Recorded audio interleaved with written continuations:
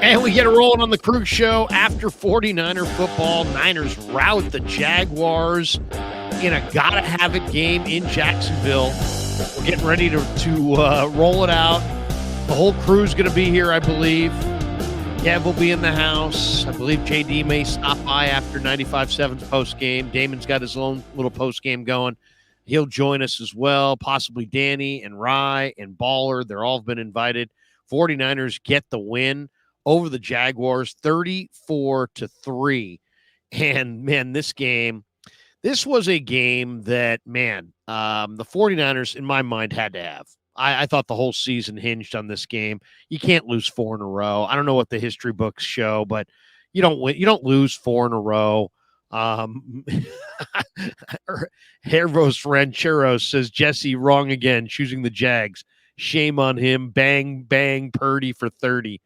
There you go. Well, the entire crew of shout out Steve Wilkes from Francisco Lopez. Raphael 562 Niners says, what's up, Larry? What's up, everyone? What's up, Raphael?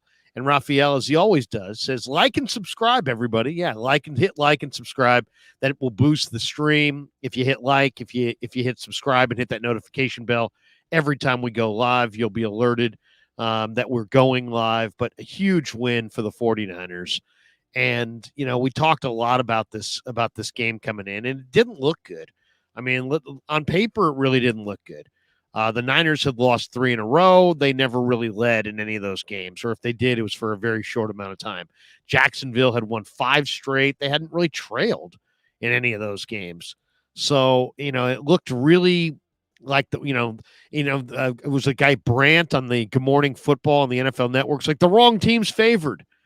But you know what? It's like the one thing I have learned from watching football is that, and this is something that we all should remember and we should all learn from, is that if you ever see a spread on any game, whether it be college or pro, that you think looks funny, don't go against it, go with it. You know what I'm saying? What's up, Kev? How you doing? Oh, man, I'm feeling great. And what a great win for the Niners. I was just saying that, you looked at the spread and people suggested maybe Jacksonville should have been favored in this game. And I was just about to say that, if you ever see a spread that looks askew, where you're like, wow, that just seems like a wrong spread. Man, that doesn't seem right at all. Don't think that you know more than Vegas. Assume that Vegas knows more than you, right? Because they always do. They always do. The Niners were the team that was favored in this game. And yet, you looked at this and you said, well, why? The Niners haven't even led for the last month, and this Jaguar team's won 5 in a row. They're the hottest team in football. They're doing a lot of it on the road, and they haven't even trailed during the last 5 games. And so the spread looked wrong. But when the spread looks wrong, don't go against it. Go with it, because Vegas always knows. They always have more insight, more data, more everything than what we have. And they see it clearly. They have better sources. They've got better information. So they had the Niners favored in this thing. And I would love to hear what you guys think was the difference. We got this one. It says Larry banned Grant all week long. No, we will not be banning Grant. Did Grant pick against the Niners today? I don't know if he did or didn't. I don't know. But I will say this, the super zealous 49ers suck crowd, it's going to be a rough week for them. The Brock Purdy ain't him crowd, it's going to be a rough week for them. What was his completion percentage? 19 of 26. He threw for 296 and 3 touchdowns. By the way, He did not look happy. Brock did not look happy at the end of this game getting yanked for Sam Darnold. Did you notice that? I did not notice sidelines? That. No, I did not. They showed him like 4 different times on that final drive, and only once when Debo came over and started joking with him did he crack a smile. The rest of the time, he looked kind of pissed, like Shanahan wants to get Darnold some run. I don't want to be out of this game. I want to be in this game piling up stats. But, yeah, no, it was, to me, this game, let's talk about the Niner defense first.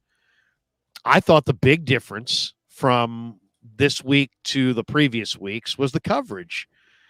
Trevor Lawrence came out passing. He passed on his first three downs, which I think was kind of questionable. I would have tried to run the ball a little bit, but they came out passing, and they went 3 and out. And it was clear there were a couple times there where the Niner D-line wasn't necessarily getting to him, but the coverage was tighter. So I credit the Niners for really tight coverage on Evan Ingram. He had 10 catches last week. They targeted him 7 times in this game. He only caught 4 balls for 12 yards. So they essentially took away Evan Ingram. The coverage was much tighter. There was so much made of Steve Wilks being on the sideline versus the booth. I don't think that was a big deal. Maybe somebody will say it otherwise, but I think the bigger deal is that Ambry Thomas, even though he makes mistakes and is not the most trustworthy guy, he's physically a better cover guy than Isaiah Oliver. And the 49ers had to put their best corners on the field. And it's funny, I asked Shanahan earlier this week, I'm like, hey, you said your team was fatigued and slow. Well, the fatigue will be helped by the bye, but how are you going to improve slow? And he's like, I don't know. Do you have any ideas? Well, obviously they had an idea because they took Oliver, who is slow, off the field, and they replaced him with Ambry Thomas, who, makes mistakes but can run. And Thomas had one of the biggest plays of the game. And also his coverage, outside of one PI, his coverage was pretty tight. And then that enabled them to move Lenore inside and put their best 3 corners on the field. Yeah. I mean, you had the stat, Kev. Teams had been picking on Isaiah Oliver left and right. Yeah, one of the highest completion percentages allowed in the league. I think that's really the point that might go overlooked this week is what you tweeted, which was that the biggest adjustment wasn't Steve Wilks down to the field. It was Isaiah Oliver coming out of the game, putting an Ambry at the outside. I mean, that wasn't my initial take. My take was, go get Jalen Johnson and move Demo Lenore inside.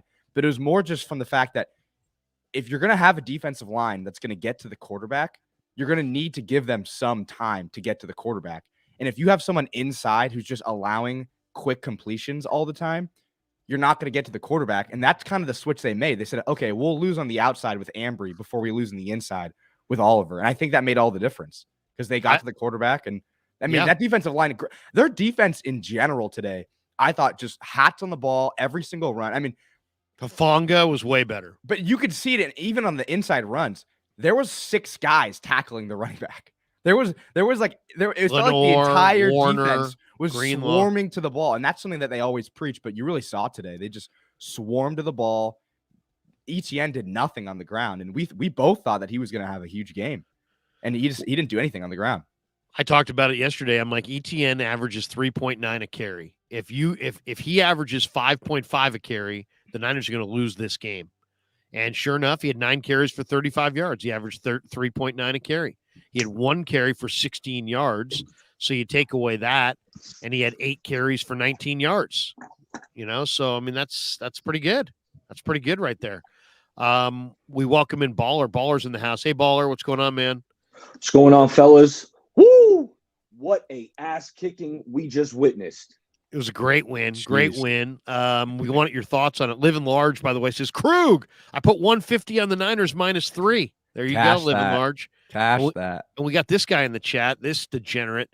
Nicholas Perkins says, great team win right there. That's how you do it. I get a sense that guy's a Raider fan. That seems like a Raider fan right there.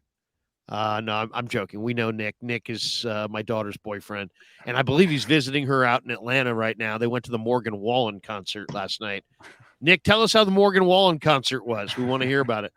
But Baller, go ahead, man. What'd you think? I mean, I was just saying that, and I was saying earlier to Kev that, and I tweeted this out. So much is going to be about Wilks was on the sideline. He needs to be there and he needs to feel it and he needs to communicate and he needs to. It's defense in the NFL is not about anything besides the players. It's not about where Steve Wilks watches the game from. It's about who's on the field and taking Oliver, who is a coverage liability, off the field and putting Ambry Thomas, who's a better athlete and had tighter coverage, on the field. and then moving Lenore from the outside cornerback spot to the inside spot, and then having Lenore be a factor not only in the pass game, but in the run game. He made some tackles in the run game.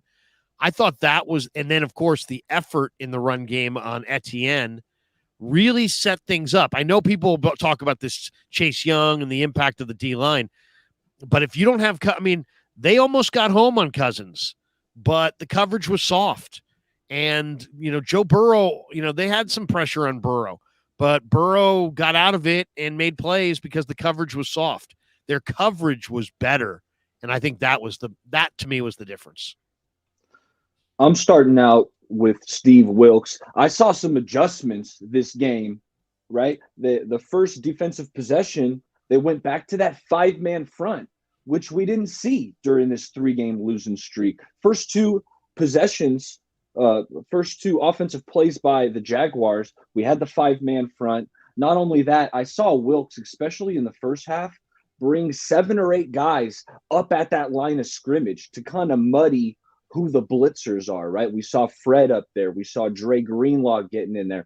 Huff was lining up at the line of scrimmage. So I thought that gave Trevor Lawrence and that offensive line a difficult time kind of deciphering who the blitzers are. But I got to start off by talking about Nick Bosa. I got on the big 97. He showed up. He was outstanding today, just dominating the edge, instant wins, pressuring the quarterback, multiple sacks. I thought Nick Bosa was spectacular. And then I got to go to the other highly paid D lineman, Javon Hargrave.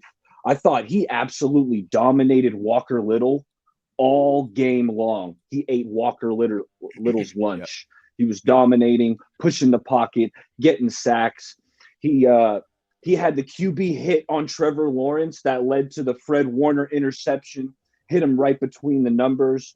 Really, this D-line, it was a dominant performance. Chase Young got involved. I saw Javon Kinlaw making an impact, batting balls, stuff in the run. So I'm looking at the D-line and the linebacker, kind of that front 7. They dominated. They made Trevor Lawrence uncomfortable all game long. And then the secondary, the coverage was better. Demo, I thought Demo got picked on a little bit, but hey, you give up 3 points. I can't poke too many fingers. And before I let up here, I got to commend Brock Purdy. I thought Brock Purdy was outstanding today. He really distributed the ball. All the weapons made plays. Talking BA, George Kittle, Debo had a nice end around there in the second half. Brock was spectacular, took care of the ball. He was dicing up the defense, and Kyle Shanahan was in his bag today, fellas. Yeah, it was an all-around performance for sure.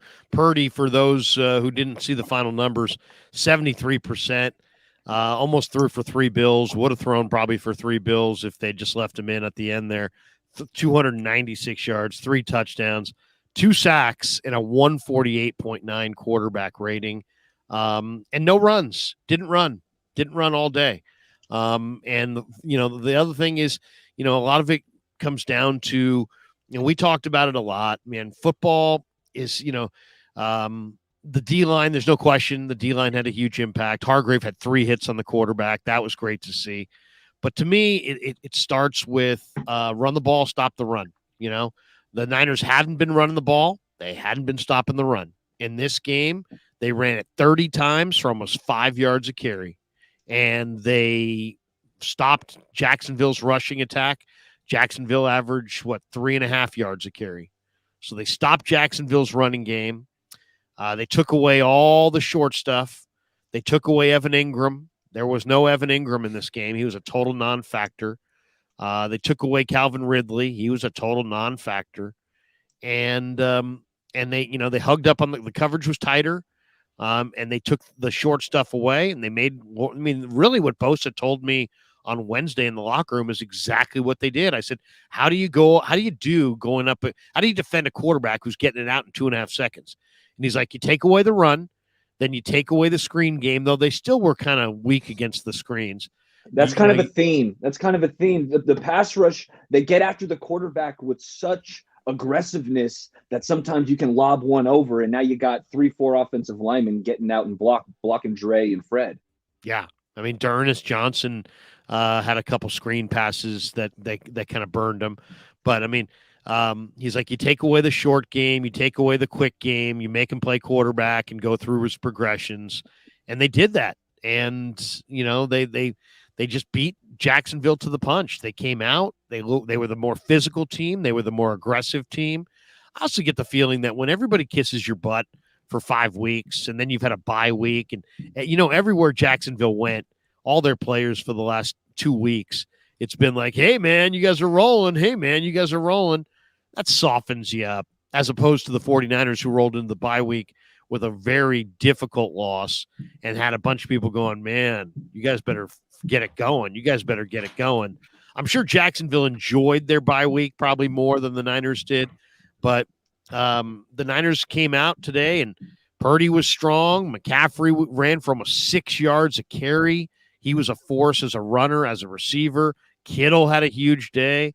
How about for those people who love to go with the Purdy's got no arm, how about the double pump down the field off his back foot with the in a muddied pocket to Kittle on the first drive of the third quarter? He put that. I mean, he had plenty of arm strength on that thing, and he didn't get a chance to step into it. Didn't get to follow through. I mean, he was almost like a half throw, and he still got it down there to him when Kittle was isolated on Devin Lloyd down the field. And you got to think that was a great dial-up by Shanahan just to get an inside backer like Devin Lloyd, who's so much better, closer to the line of scrimmage, to get him isolated on Kittle that far down the field. That had to be an adjustment of something that they planned for at half when they looked at it and said, you know what, let's see if we can get Kittle isolated on this inside backer down the field.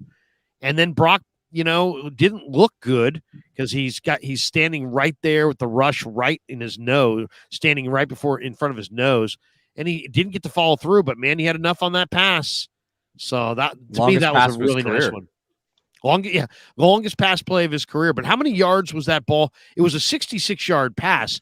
But what was the ball in the air? It was about 30. It was about 30 yards without being able to step into it. Yeah. So that was an awesome play. That was a great freaking play. Yeah. Awesome. You're right. It wasn't a clean pocket. A couple offensive linemen got pushed back, and Purdy he knew he had that one-on-one coverage, and he put it, you know, kind of inside where Kittle could kind of bend in a little bit. And, you know, we know how good Kittle is after the catch, but absolutely tremendous play. This kid, Brock, is a playmaker. Even the first touchdown, which was a dominant drive on the first offensive possession by the Niners, you know, Purdy on the roll left. He looks back right over the middle. Boom. Hits That's one of those. No. Yes. You know. Yeah, it is. It worked out. So, I mean, this kid's a playmaker. His pocket presence, his timing on some of these third downs with Jawan Jennings and Brandon Ayuk, the timing is just perfect. Brock, I mean, he was phenomenal today. Yeah. And one of the biggest upgrades for sure from him or from Jimmy G to him is just his ability to get away from the pressure when the pressure's in his face. It felt like every single time that you were in that situation with Jimmy G, he's going down. But Purdy finds a way to always at least get closer to the line of scrimmage, even if he takes a sack. It's just that right there is just it's a lifesaver sometimes. Motor says in a past tense, Purdy shat on the haters.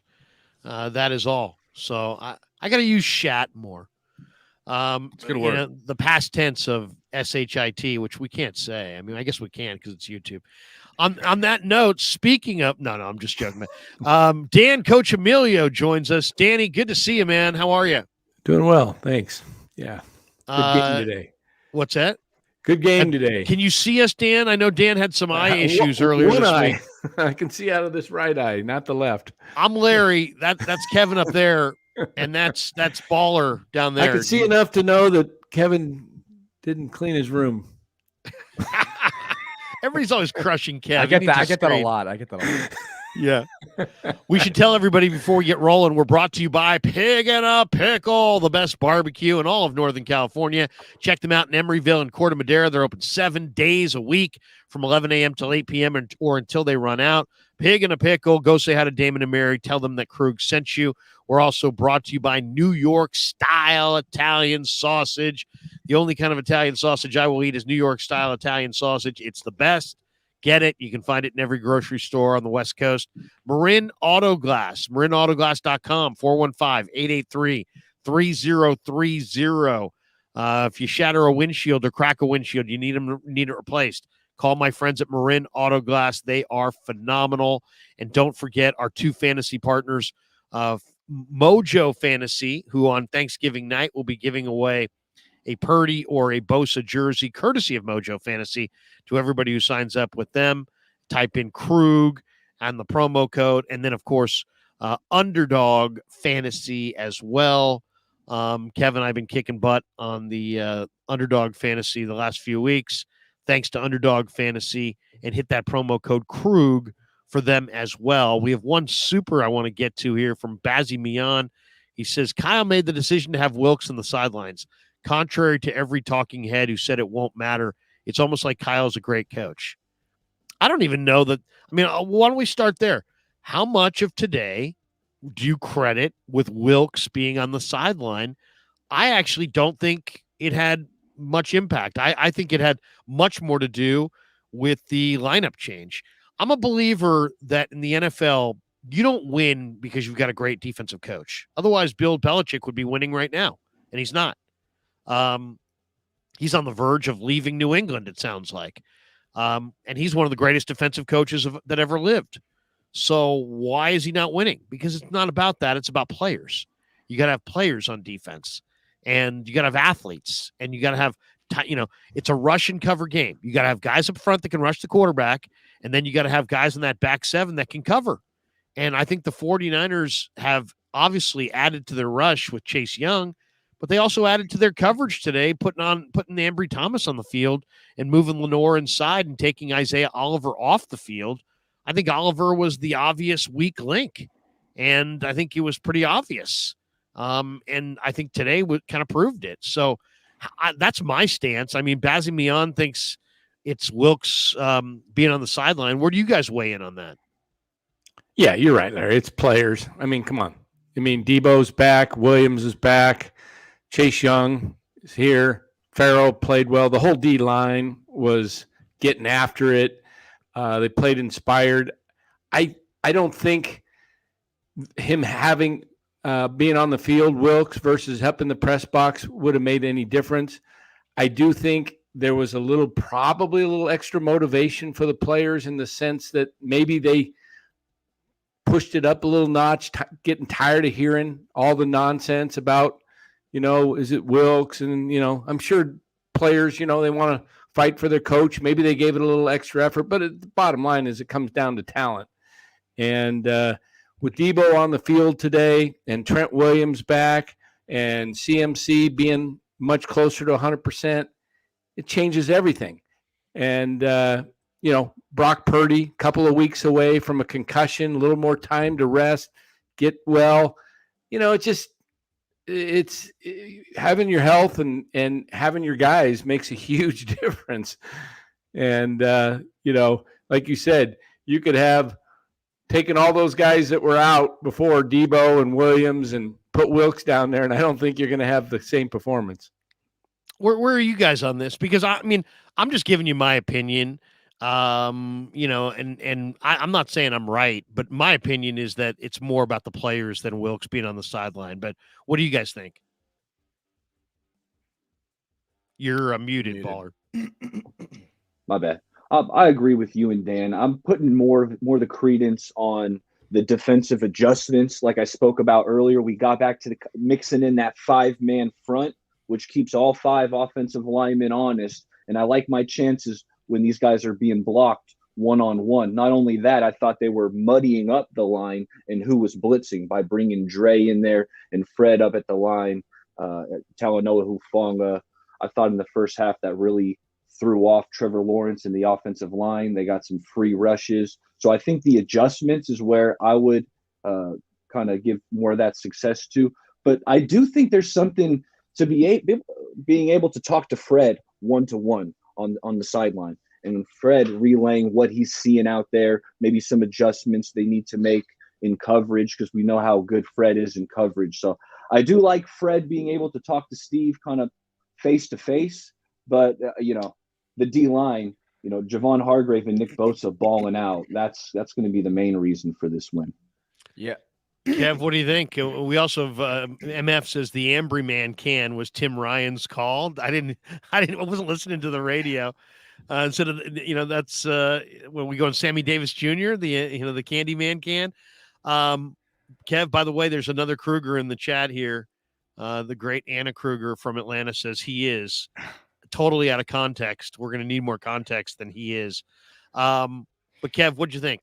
I don't know. I kind of hate this just discussion. I know we have to talk about it because it's like the most relevant thing in the recent bye week. But it's so hard to like gauge what the difference is because we're not on the field with them. We have no idea what the communication is like.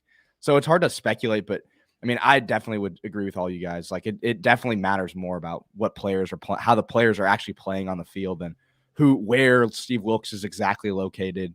But I mean, obviously it mattered enough for Shanahan to make the move and it worked, right? I mean, the defense, I really think the best thing that happened with this defense was just the rest because they looked way more energized this week. Dre Greenlaw, Fred Warner, those guys were just flying around. And I think Dre Greenlaw for sure was probably playing somewhat banged up in these last couple of games because he today looked way quicker, way faster, and hit way harder. So I put it on that before I put it on Wilkes. Digital Drew says Wilkes on the sideline did help one thing, the ability to gauge the tone of the game and his players. I'll give you that. And I love that conversation he had with Ambry. You could see it there on the sideline. It's impossible to do when you're not there to see them. And Kyle can yell at you in person, LOL. I just think also at the end of the day, Digital Drew, that, it's like he's a teacher, they're students. Look at it that way. And, some students are, used to learning one way. Other students are used to learning another way. The Niners students, because of the way Saleh did it, the way D'Amico did it, we're used to having that coordinator on the sideline. And so that's what they're used to. So maybe this move was made just to, to do what their defenders are accustomed to having, which is having the coordinator there that, they can consult with on the field. It definitely adds a little juice. It was great to see. It was great to see any way you slice it. All right, let's go back to the Ambry Thomas play. Guys, we have to talk about this.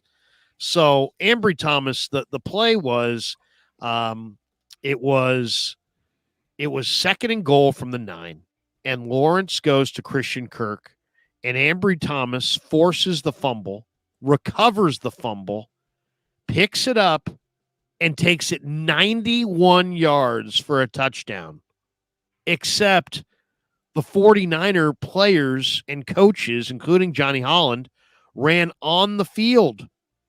And the Niners were given an unsportsmanlike conduct penalty for running on the field. So instead of it being a touchdown and 27-3, it was, the 49ers ball. But the game was still, in hand. I mean, it was still 20-3. It was, and the Niners got the ball on their own 19-yard line, and eventually they would move down the field. And Purdy was excellent on this drive. This is where I think Purdy had his best drive of the game. Was he kind of picked up his entire team because he found Ayuk on that 3rd and 9 from the 19 for 20 yards. Which was a beautiful throw, absolute perfect throw. And he understood where the void was in the coverage. And then on 2nd and 9, he found Kittle down the middle down the middle for on a seam route. And that took him down to the 37. And eventually Debo scored on the end around 23 yards out. And they go up 27-3 anyway. And that penalty was washed away. But guys, that was a terrible penalty. I mean, I don't know. Do you blame Shanahan? Do you blame the players? Do you blame – that was – come on. I mean, if that had been a tighter game, that could have been the difference between winning and losing. That was a horrendous penalty, very, very costly. And you got to wait for that whistle because I think what happened is they thought it was exchange of turnover, and that the play was dead, and they were running on the field to celebrate with their teammates. And then they realized the ball wasn't down. So, because it looked like, when he picked it up and fumbled, he didn't get up right away. It looked like he was okay. Hey, Hufanga had to tell him to get up and go. Yeah. And so with that happening and the delay of that, the Niner bench started to run on and celebrate and, go out and give high fives or whatever to the defense coming off the field. And little did they know that Thomas started to run past them, and they're like, whoa, we got to get out of the way. And, dang it. That would have been. Before the rest of you guys weigh in on this, let me hype everybody's channel here. Bay Area Baller 18. He's got a great YouTube channel. Everybody hit a like and subscribe over at Bay Area Baller 18. Dan Coach Emilio is got his own channel. That's NorCal Sports Network with the California flag as the moniker. If you're looking for it on YouTube, go give Danny a like and subscribe over there. He does a great job. And then Rye Smith, who's just joined in the middle of Danny's answer here, West Coast Smitty on X, but also Rye, it's West Coast Bias on YouTube. And so, Rye, good to see you. Why don't you jump in as well here, Rye? That penalty was it was on one hand, you're like, Ambry Thomas made the play of his career. And then you're sitting there going, oh, wait, there's a penalty. It's not a touchdown. And then you look at where the ball was placed and you're like, oh my God, this is on their own 19-yard line as opposed to a touchdown. That could have been a crucial play if the game had been tighter. Yeah. I just wish I was a little more passionate about that penalty.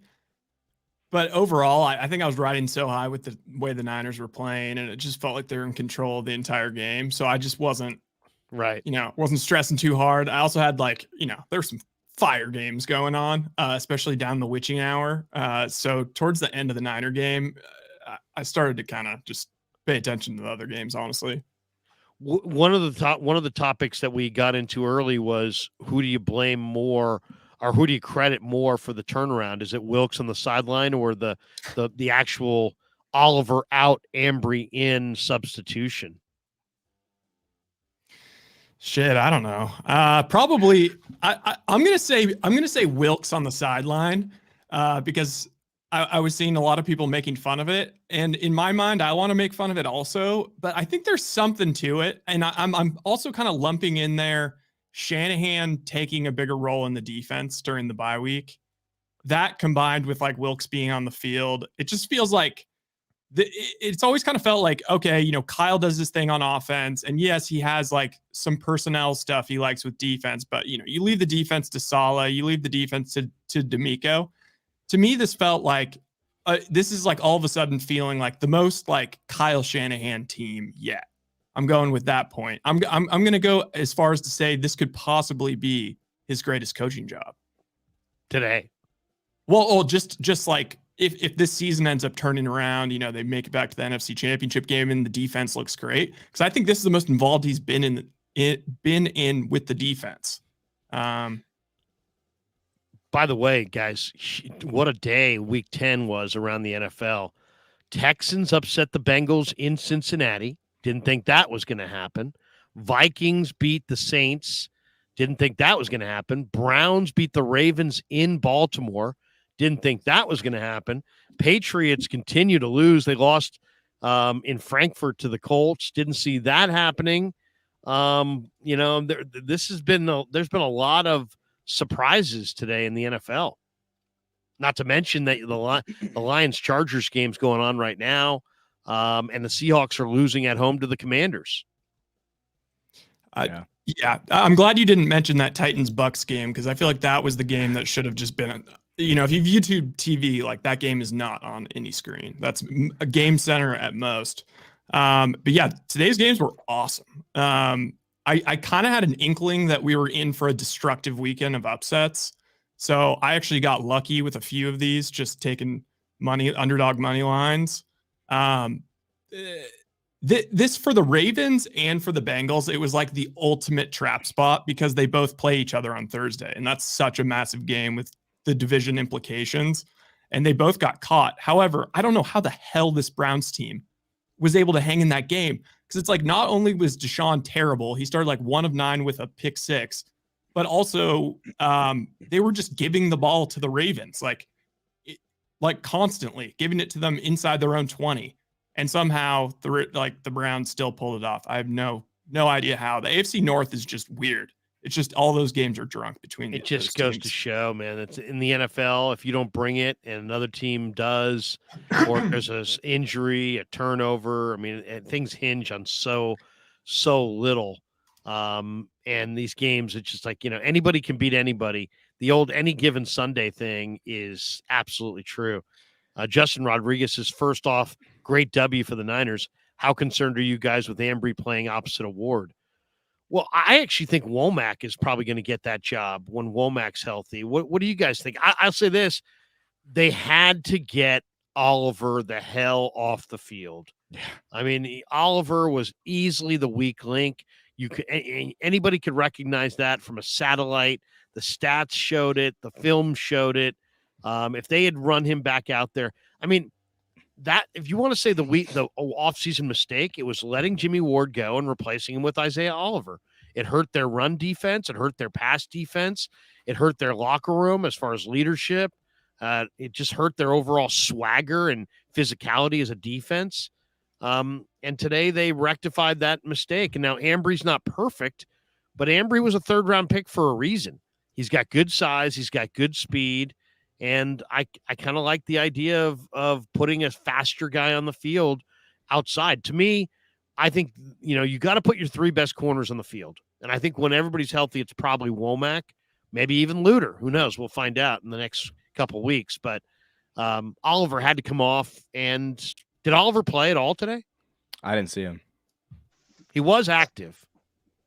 And what I did think happened, I think Ambry Thomas leaked Diamador Lenore in the depth chart there. Demo was getting picked on, and right before Ambry ripped that ball out, he, by my look of it, had replaced Diamador Lenore in the base set. It was Charvarius Ward and Ambry Thomas, because the Demo kept getting picked on. And right when they made that switch is when Ambry ripped the ball out and ran the other way. Obviously, we know that it was nullified, but it's something to look for going forward. I think Ambry might have kind of stolen the outside starting spot due to Demo's kind of lackluster game today. I hope people give Ambry his flowers, because he is easily the most shit on guy in the secondary. Like, everyone loves to bag on him. He probably had the best 2-play stretch of his career. Best 2-play stretch of his career, because right before the strip fumble, I think he was targeted and he was covering Ridley in the end zone. You're saying that Ambry has been the most shat upon? Is that what you're saying? Over the last few years, I'd say so. Yeah. I'm giving Ambry a hard time, and I'm glad to see that he's proven me wrong. Yeah. So keep it up, Ambry. No, yeah, so have I. I definitely have given him his crap. But yeah, that was a great You've play. been one of the people shitting on Ambry Thomas? Is that what you're saying? I've been up there, dude. I mean, I was going hard on Oliver for a few weeks, but I mean, you couldn't not. He just never stopped. Oliver didn't deserve to make the team. I mean, he got outplayed by Deshaun Jameson. They should have kept Jameson. They should have kept Jameson. They treated Oliver like he was on scholarship. If I had to guess, they probably saw Oliver as like a poor man's Jimmy Ward because of his tackling ability. Because of his relationship with Wilkes. Let's just face it. Wilkes probably got his guy. He's not quick enough. He's just not quick enough. Probably said, hey, I want him as my guy because he knows my system. He knows what I'm looking for. And he's a leader, blah, blah, blah. And he got him in. And there's no doubt. There's no doubt. And also, I do understand the reasoning of, hey, you're going to hold Steve's feet to the fire and you're cutting down your roster. You got a guy that wasn't even drafted in Deshaun Jameson, and he's supposed to be your defensive coordinator with an emphasis on the secondary. And if he says, you know what, guys, I'd rather have Oliver. I trust Oliver more than Jameson. Then you got to probably go with him if you're going to hold his feet to the fire. But he made the wrong call. And Oliver can't. Oliver is not a good cover guy who's not particularly strong against the run. So, at the end of the day, what would you say the guy does? I mean, it's just I don't want to put it all on Oliver, but I thought that was the big difference today, at least in the coverage. The coverage was clearly tighter. There were times where Lawrence looked downfield, had time, and there was nothing there. So those were coverage plays early in the game. Roberto Davis says no Debo or Trent. 0-2 with Debo and Trent 6-0. Yep. Having your stars makes a difference. That Debo end around was like a great illustration of like why that's so important. Because you could see Trent's going out. Debo and Trent are like, they're not just two great players at their position, they're dynamic. They're both dynamic. So it's like you have Debo coming out as almost a running back, and then Trent Williams is 15 yards up the field. You're a DB, and you see Williams coming right at you. You're screwed. And then you got Samuel full speed behind him. It's like that play was blocked so well. There were so many good blocks. Oh, it was Ayuk. Ayuk was the key block. Pinned the guy, Jawan Jennings. Brendel was out there. Yeah. Jake Brendel's running 20 yards downfield. It was just. Hey, speaking of Brendel, I really liked having Feliciano out there today. Get some bulk out there. Well, did you guys see yesterday that Shanahan said that Feliciano is going to be basically out there? I think Feliciano's underrated. He's very underrated. He's NFL caliber size. Like, I think he's one of the biggest guys out there. When Banks comes back, I think you move him over to the right side or maybe even at center. Let's be honest. I mean, Spencer Burford, he hasn't really blown me away. I'm interested to hear what you guys think about Burford's performance, through the first half of this season, because I see him giving up a few too many pressures or kind of getting pushed around a little bit. He's not doing a bad job out there, but there's a chance Feliciano is an upgrade. He had a dope tush push today. I'll give him that. He did, and Rye, that was vital. Yeah, I mean, go back to that play. Where was that play? That was a huge play by Burford on CMC when he pushed him for the first down. Yeah, where was it? He was like down 2 yards. Stopped behind the line of scrimmage, that was a very important play. Was that first half? But I think it might have been first half. Also, I think watching that replay, I thought there was a questionable face mask even on that play, but you couldn't really see it with all the bodies in there. But McCaffrey's head was pulled to the side as Burford's pushing. McCaffrey's such a tough son of a bitch. That guy is getting killed, crushed. That's crushed. Having Debo back there, I don't know. You see some of these teams today, like the Ravens, they have multiple running backs, but they have their Keaton Mitchell is their version of Devon A-Chain. And it's these dudes that it's just a whole new level of fresh legs and speed and burst. And it's when you just hand it to McCaffrey every time, he doesn't really have that. But then when you bring Debo in, all of a sudden Debo can do some of that. You take the load off McCaffrey a little, McCaffrey's going to start breaking them because we have not seen the 49ers break runs. I don't know. I don't remember when the last long touchdown run was. No, seriously, that's a great point. We got this one from Raphael 5629. She says, Larry, thoughts on the Ayuk red zone touchdown? I just think it's one of those things where we can't help ourselves as a football viewing public. We literally react to the result.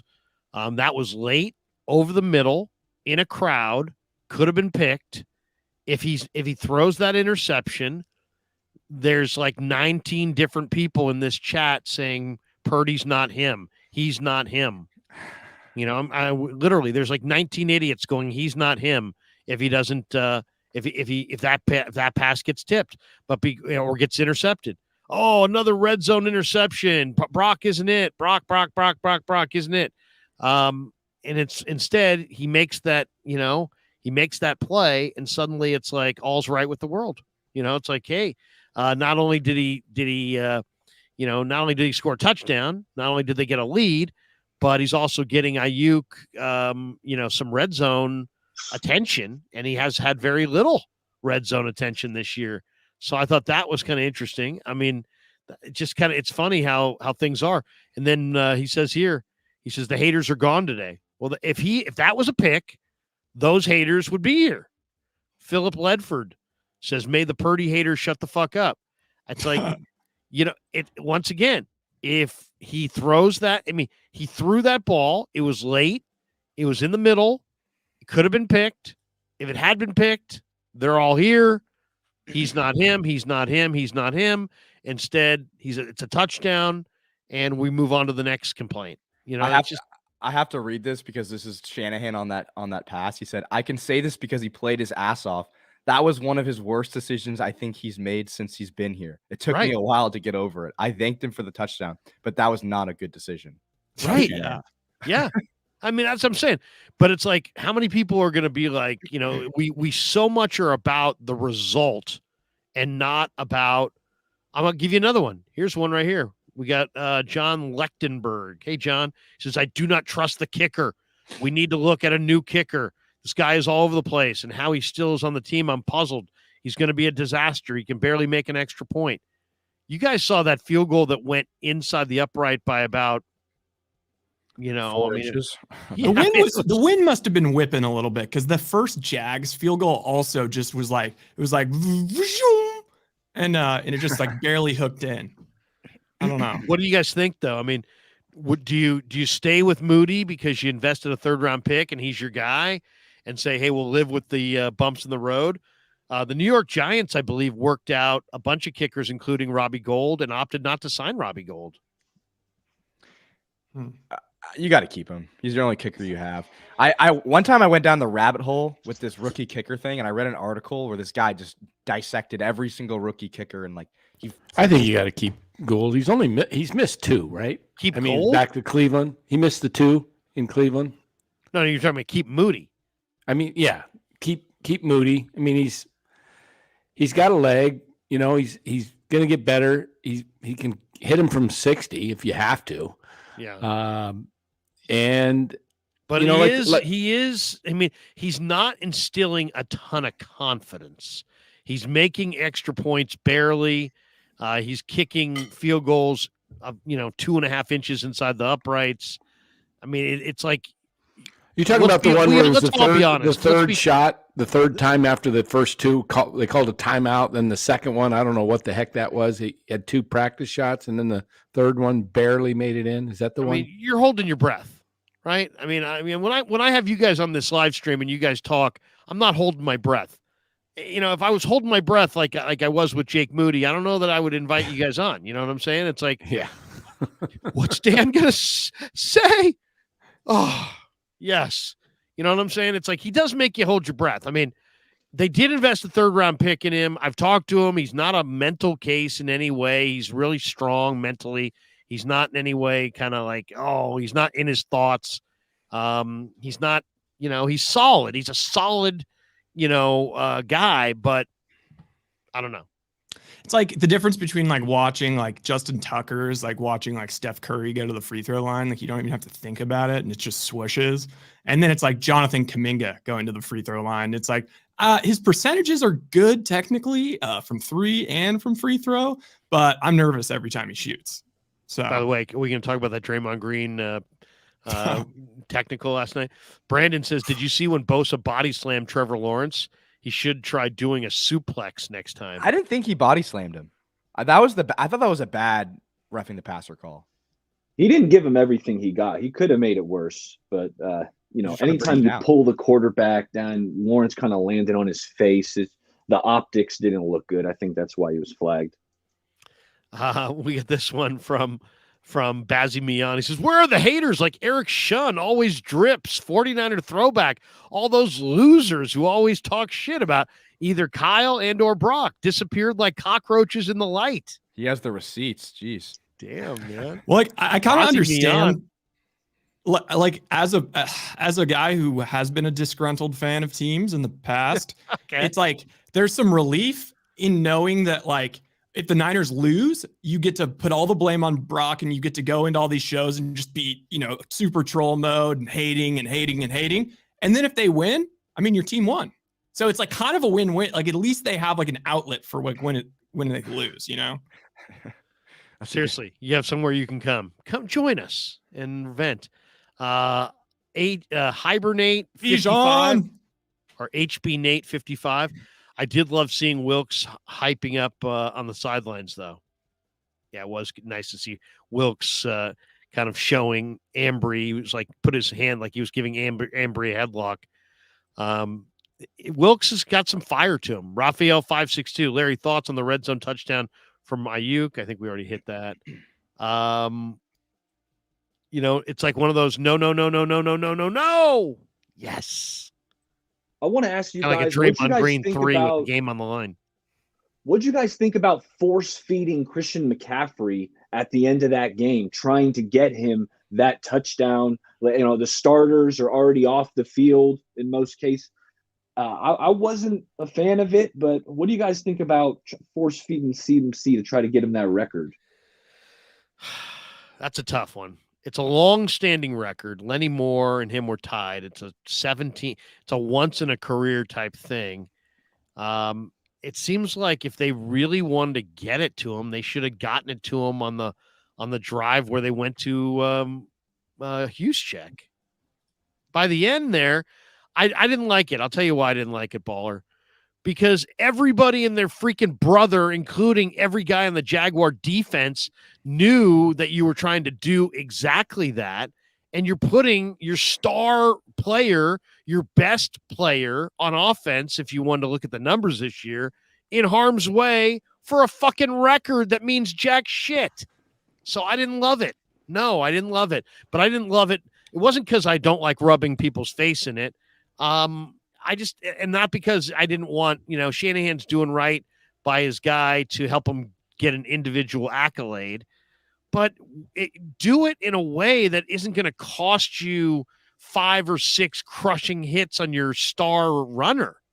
I mean, if anything, I thought it was like, you know what? After Juszczyk scored the touchdown, I had said, it ain't going to happen. And I think Shanahan should have said, it ain't going to happen, and went up to him and said, sorry, it's not going to happen.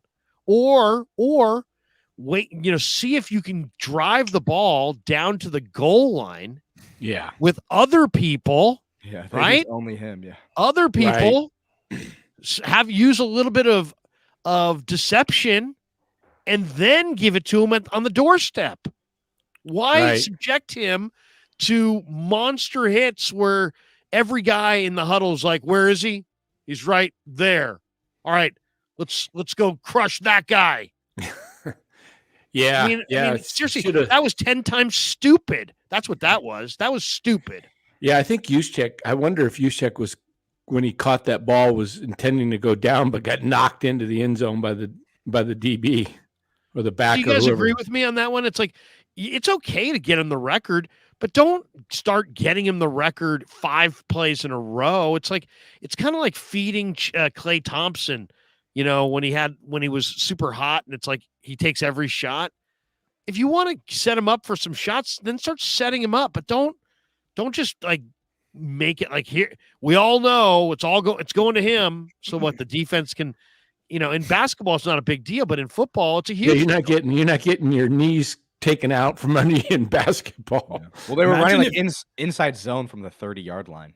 Like, imagine if Darnold just audibled at the line, just like the whole team was focused on McCaffrey and just like QB little tutty, little tutty for all the for himself. I'm a pad my stats. He starts flexing. Kevin Wang is awesome. Says, how do you let Vish school you and get under your skin about Brandon Ayuk? He's like half your age. Are you doing a show with him this week?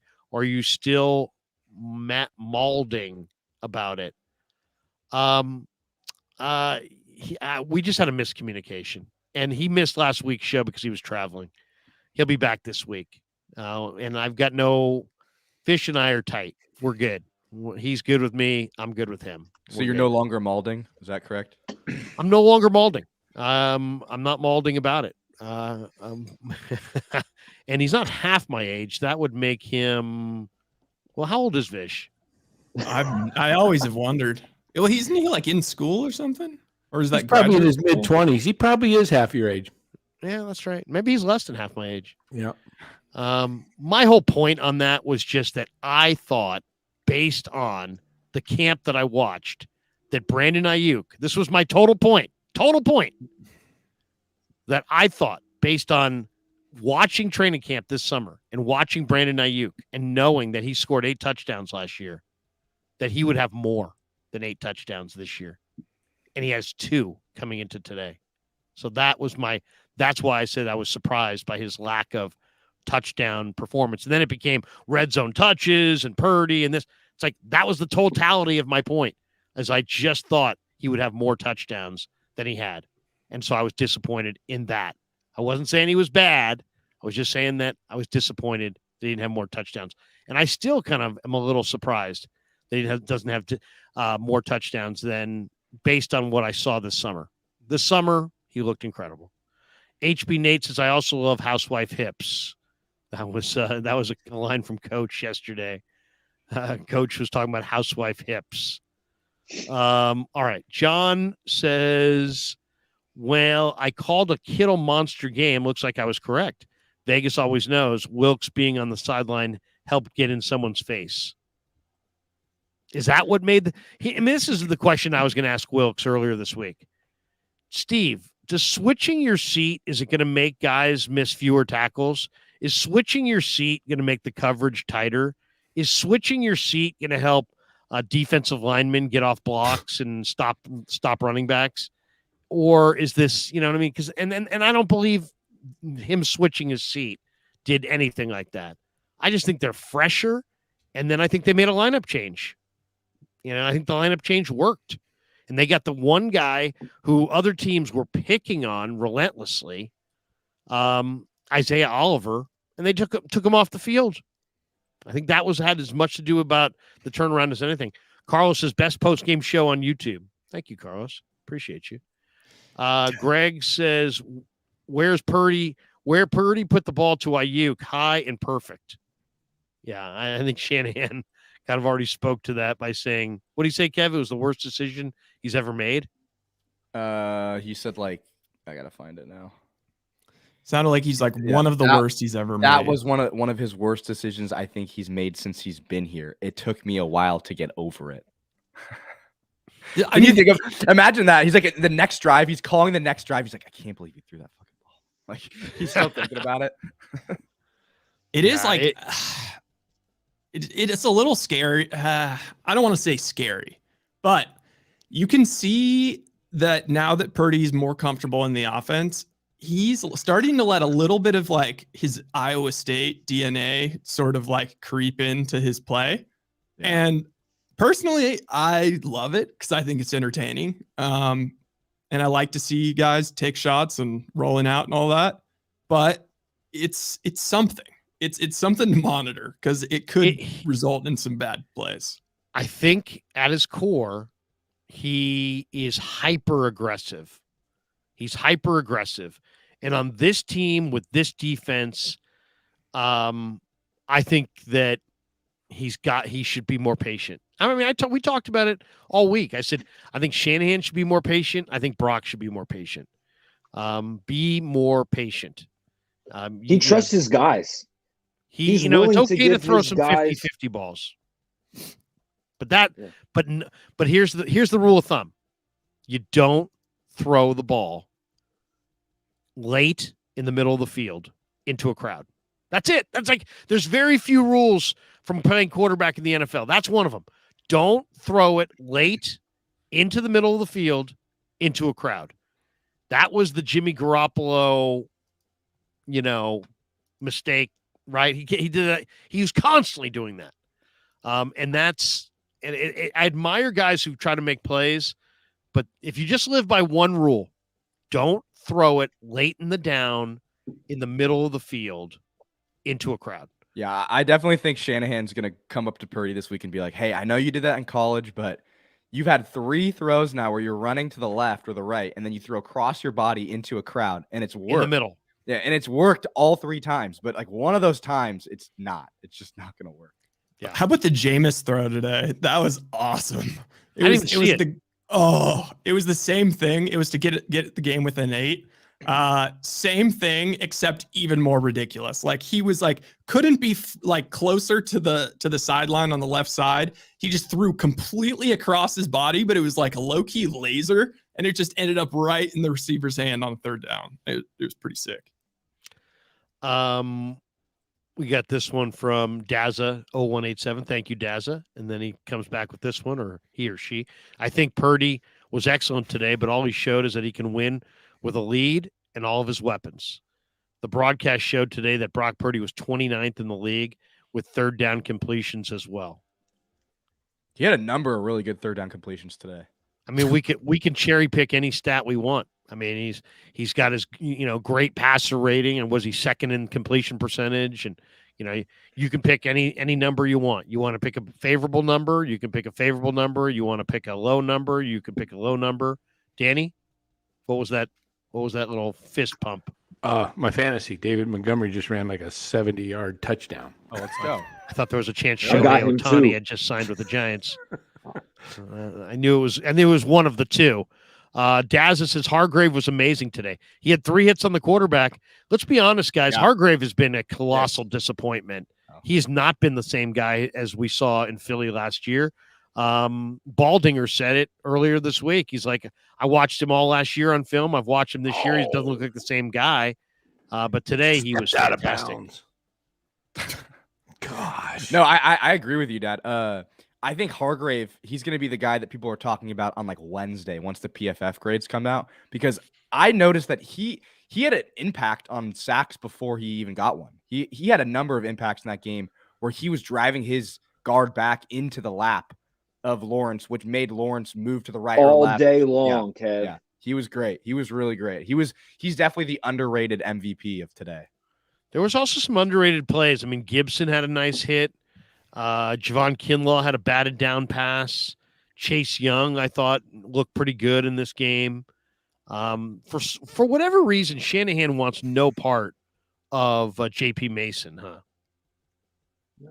No touches. 8 carries No. for Elijah Mitchell, though. But how about the Ohio State sandwich sack? That's what I'm calling it. When Chase Young and Nick Bosa just both bent the edge. Oh, that was and nice. sacked Trevor Lawrence at the same time. I'm calling that the Ohio State sandwich sack. That's got to feel pretty good for those two guys when you're college bookend teammates on a top team and then you're back together on a top team. I mean, that is so cool. Guys, if you want to talk about some of the, good plays, bad plays, I saw a play this weekend that was the worst play I've ever seen. Do you guys know what play that is? Yes. Oh, the play with the Washington. University of Washington, the guy that dropped the ball at the 1 yard line on the long pick. It cost Kev money, right? Yeah, the cover. It cost Kev money. I had Washington in the teaser. Jeez. The guy did a Chad Johnson.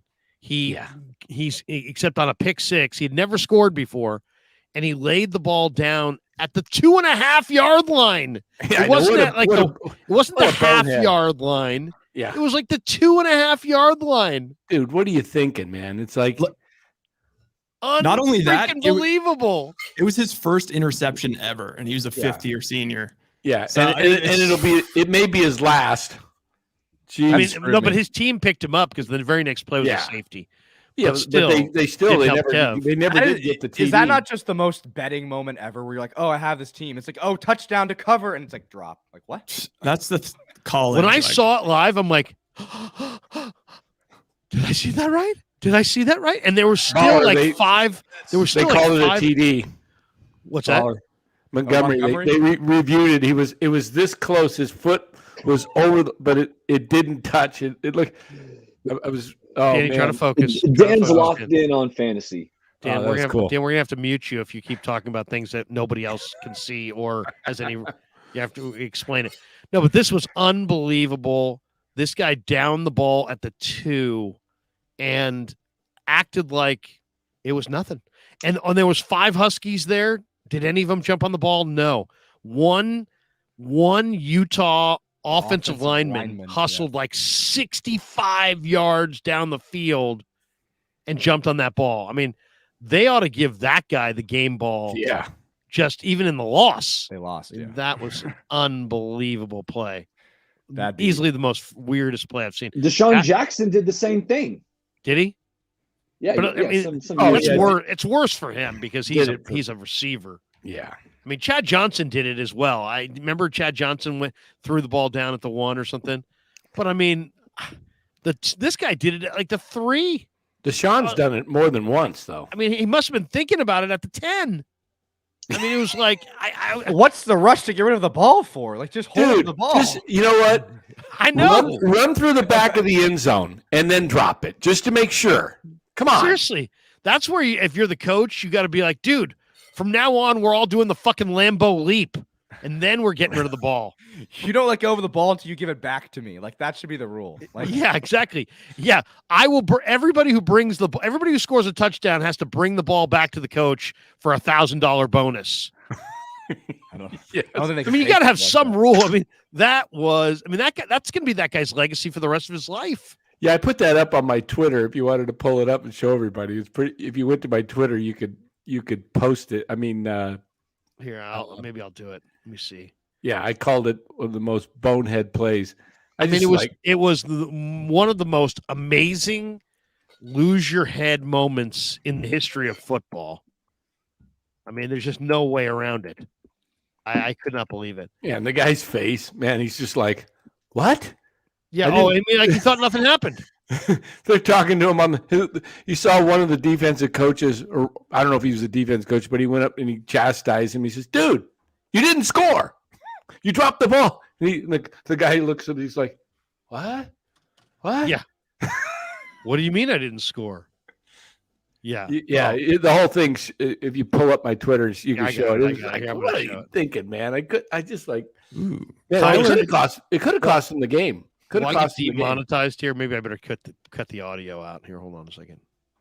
I don't think Kyler just scrambled in for a touchdown. Looks like his legs are pretty back. All right, here we go. I'm going to share it on Danny's off Danny's Twitter. Unbelievable moment, though. I mean, maybe the most unbelievable moment of the weekend by far. How far, by the way, as I'm setting this up, how many wins do you think the Niners get now in a row? Okay, here we go. Here it is. Let's roll it back. Man, that was one for the ages, man. That was one for the ages. Unbelievable. All right, where did the Niners season go from here, guys? I was saying the other day, if they could just get this win, I really thought this was going to be a much tougher game than it was. But I thought if they can win this game, I think they can go on a run. They get Tampa next week. I don't fear Tampa. They get the Seahawks on Thanksgiving from Seattle. I don't know about you guys. I know there's a lot of people that are worried about those games. I'm not worried about those Seattle games. I think they go into Philly 8-3. I think they got a good chance to beat Philly, and I've said that. I think they're going to beat Philly in Philly. Seattle might have I don't know if you're paying attention to their sort of internet bullshit, but how we have the Jimmy G and Trey Lance and Purdy and all that kind of stuff. There's a lot of people on the internet in Seahawks message boards and on Twitter calling for Geno to be benched for Drew Lock. He has not been bad. Good. Yeah, he's been bad. I think they had 3 first downs last week. He's been look at Geno Smith again. Well, go look at their third down conversions the last few weeks. They're 1 for 13, I think, last game. They gave him a nice contract, though. Speaking of bad, they paid him pretty. Did you guys see the end of the Patriots game? They pulled Mac Jones for Bailey Zappi on the final drive, down by 4. They just yanked him because Mac Jones threw a interception. Pats are a shit show. That was a awful throw. He had a guy wide open in the end zone and he underthrew it. Here's the tweet. Here's the text, the chat that nobody wants to see necessarily. Bazzy Mion says, wouldn't Purdy be front runner for MVP if he wasn't in these blowouts? Being taken out in the fourth quarter for multiple games takes away from his touchdowns and his yards. He threw his MVP away the previous 2 games. Yeah, I mean, the MVP thing was just a statistical oddity. I don't think anybody really thought he was going to win the MVP. That was more of a statistical oddity. And I think at the end of the day, just from talking to Brock a little bit, not that he doesn't want to win the MVP, but that's so secondary. I mean, that's so bad. So much beyond what his focus is. His focus, I mean, this week when he took the podium, he said, man, we got to get a win. I mean, he said it with such determination. It was such a sobering thought. The other thing, I don't know if you guys saw this, but Brock, I don't know if you heard about this because we're not in the locker room, but after the Bengal game, guys, Brock went into the locker room and talked to his teammates and was like, guys, that's on me. That one's on me. I blew that. I got to be better. I'm the guy who, I turned the ball over 3 times. I threw 2 interceptions. He owned it. He absolutely owned it. And I asked Greenlaw about it. I'm going to let you see what Greenlaw said, because I think this is kind of interesting. This is Dre in the locker room Thursday. And Rye, you've been in there with me. Greenlaw is a great guy to talk to. He's one of the real leaders on the team. And as Rye knows, Purdy and Greenlaw share like a locker. They're basically right there next to each other. And I asked him about it. I said, hey, here, I'll let you hear the little dialogue we had. Tell me what you guys think of this. Here's me and Dre talking Thursday, I believe. Oh, wait a second. Hold on a second. Got to call that audio up.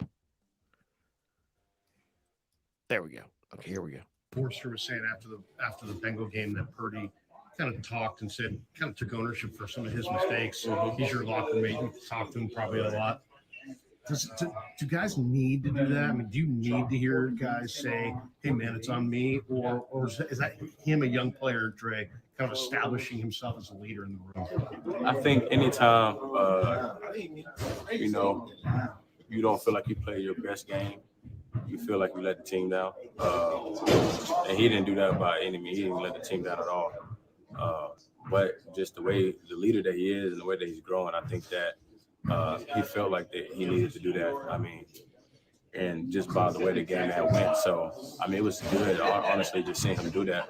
Not that he needed to, but the fact that he's so bought in and that he do care for the team. You don't hear him say much. So when he said that, it was kind of like, it wouldn't seem like, it's your fault or anything like that. But it was kind of like, okay, he's kind of forming him to a leader to where, he knows that he has to play just like any of us do. So it's kind of cool to see that from a young guy, be able to step up and say that, hey, I'm going to be better. And that's what we need from every young guy on the team. But, I mean, just him being in the position he's in and the leader that he is, it's good to see it.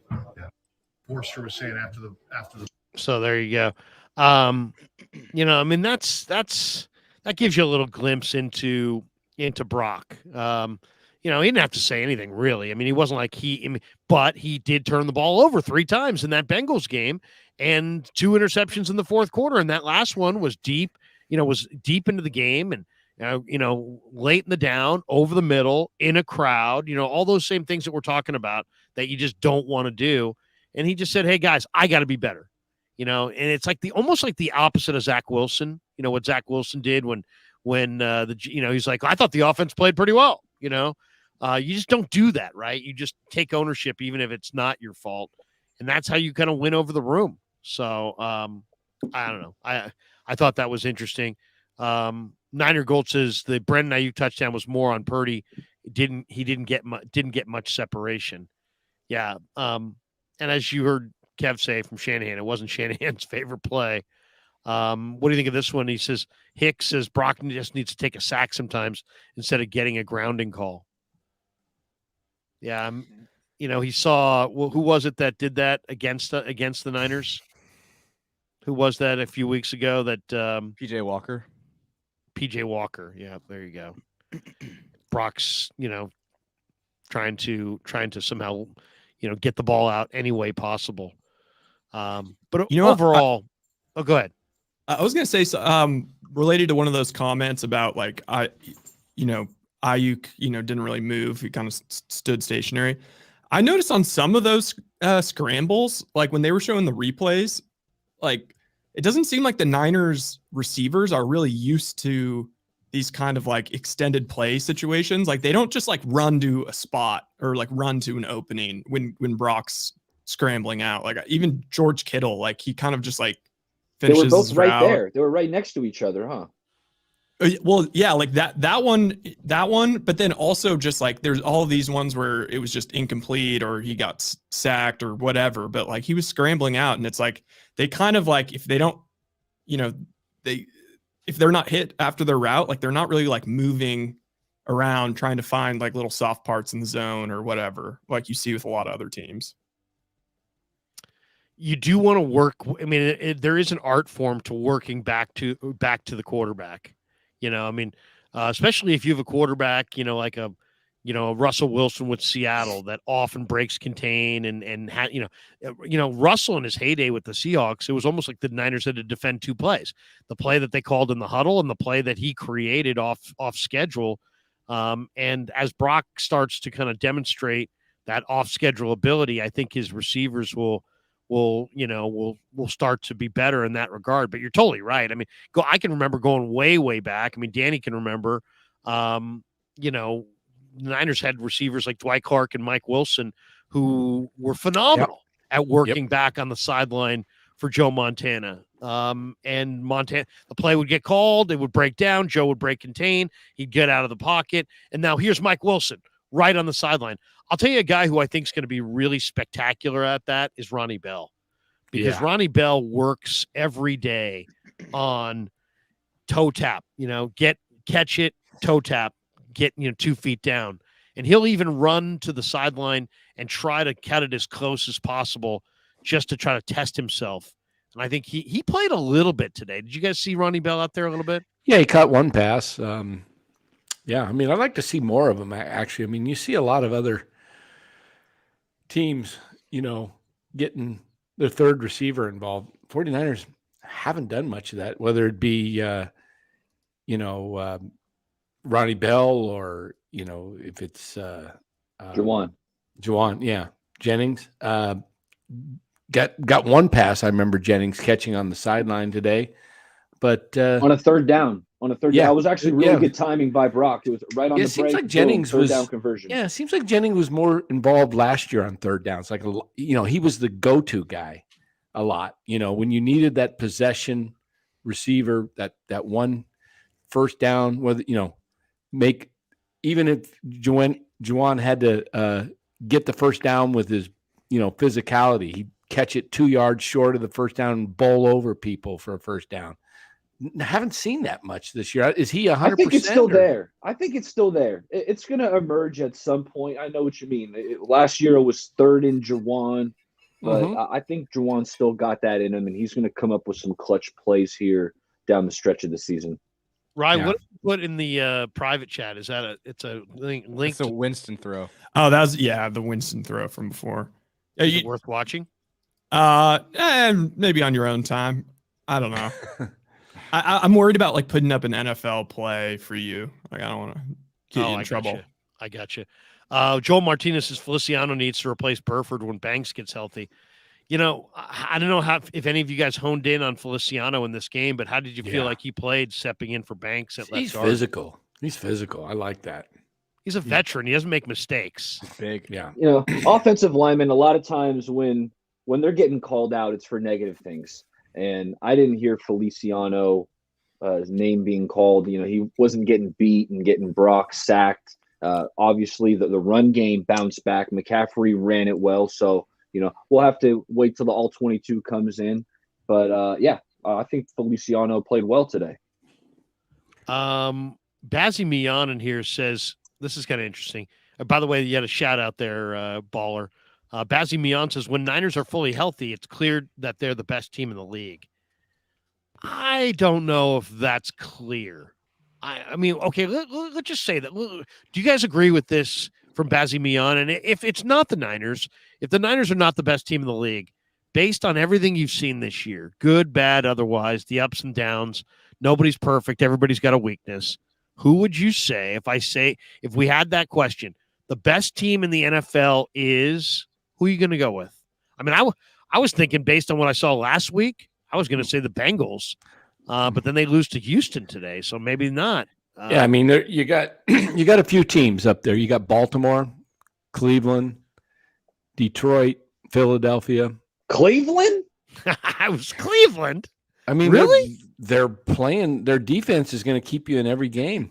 Yeah, but we're talking about the best team in the league. Oh, best team. Yeah, well, I'm just saying the best teams. I would go with the Eagles right now, just based on the fact that they get the best record. And they win, even though it's been ugly, they know how to win at the end. They still keep winning games that you'd think, man, they're going to lose one of these games, and they keep winning them. What about So- Kansas City? Kansas City's got Mahomes and Reed. I don't like and their a killer receivers. defense. I mean, like it's their all receivers. speculation. I'll give you 5. These are 5 teams I think can make the Super Bowl. It's the Ravens, the Chiefs, the Eagles, the Niners, and the Bengals. Those are my 5. That'd be a good little YouTube short right there. I've got 5 teams that can make it to the You didn't have the Lions in there as one that could make it?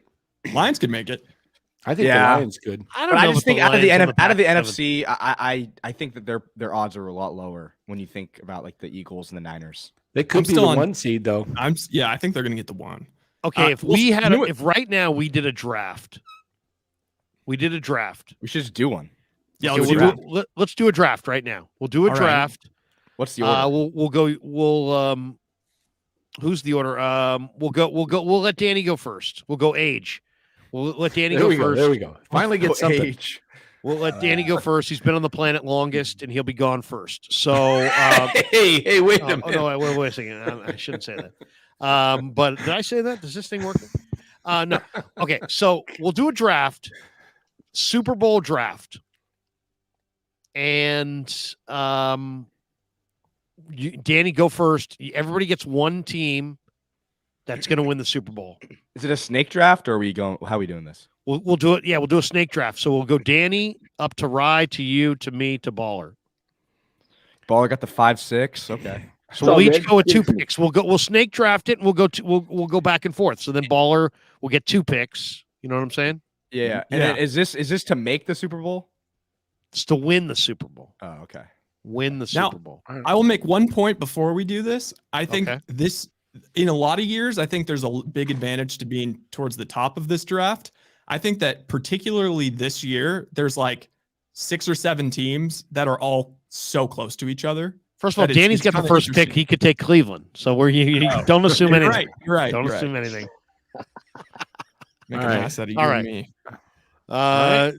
Mr. Lumpia, you are Yeah. on the clock with your one eye. Get the NFL draft sound going. Yeah. After before today, I wouldn't think of Niners, but after watching this dominant performance and seeing the defense and the fact that it was not just Chase. If you go with a Young, team that's not making the playoffs, yeah, I think it's Texas. I'm going to write this down. I'm hesitant. I'm going between 2 teams. You only get one. You only get I one, know. Dan. Dang. I want that. Let's see. Can I trade back? Yeah, can if I- anybody would like to move draft position, yeah, you can I pass. can I trade back? Yes, please. You can let the time elapse and then jump back in after. So we get 1 pick. It's the easiest Yeah, fucking concept of all I time. get it. Danny, I you get have the it. first I'm gonna pick. take Goddamn draft. shoot. I'm gonna go ahead and just take the Niners because Look at you, Homer. Not a bad pick. I wanted to pick right. Detroit, but I'm gonna go. You could have. I You're the know. first pick. I just think Texas Rangers first All right. championship, maybe the Lions first championship this year. But The winner gets a Krug Show shirt because they're plentiful, and I've got a lot of them sitting in a box right behind me. Limited Um, sizes. What's that? I said limited sizes. Limited sizes. That's all right. We have limited size all right, people. I'll go with the Niners just because I think Rye, are you going with need- a pick, or are you trading back and letting Kev have the second pick? Because you I can. think I'm gonna there's pontificate strategy here for- because you can pass it up because it's a snake draft, so you can kind of manipulate this and go where you want to go. Who said I would accept it? That's right. I'll go. Yeah, I like KC. the- I'll go. I kinda K- like- I'll take KC.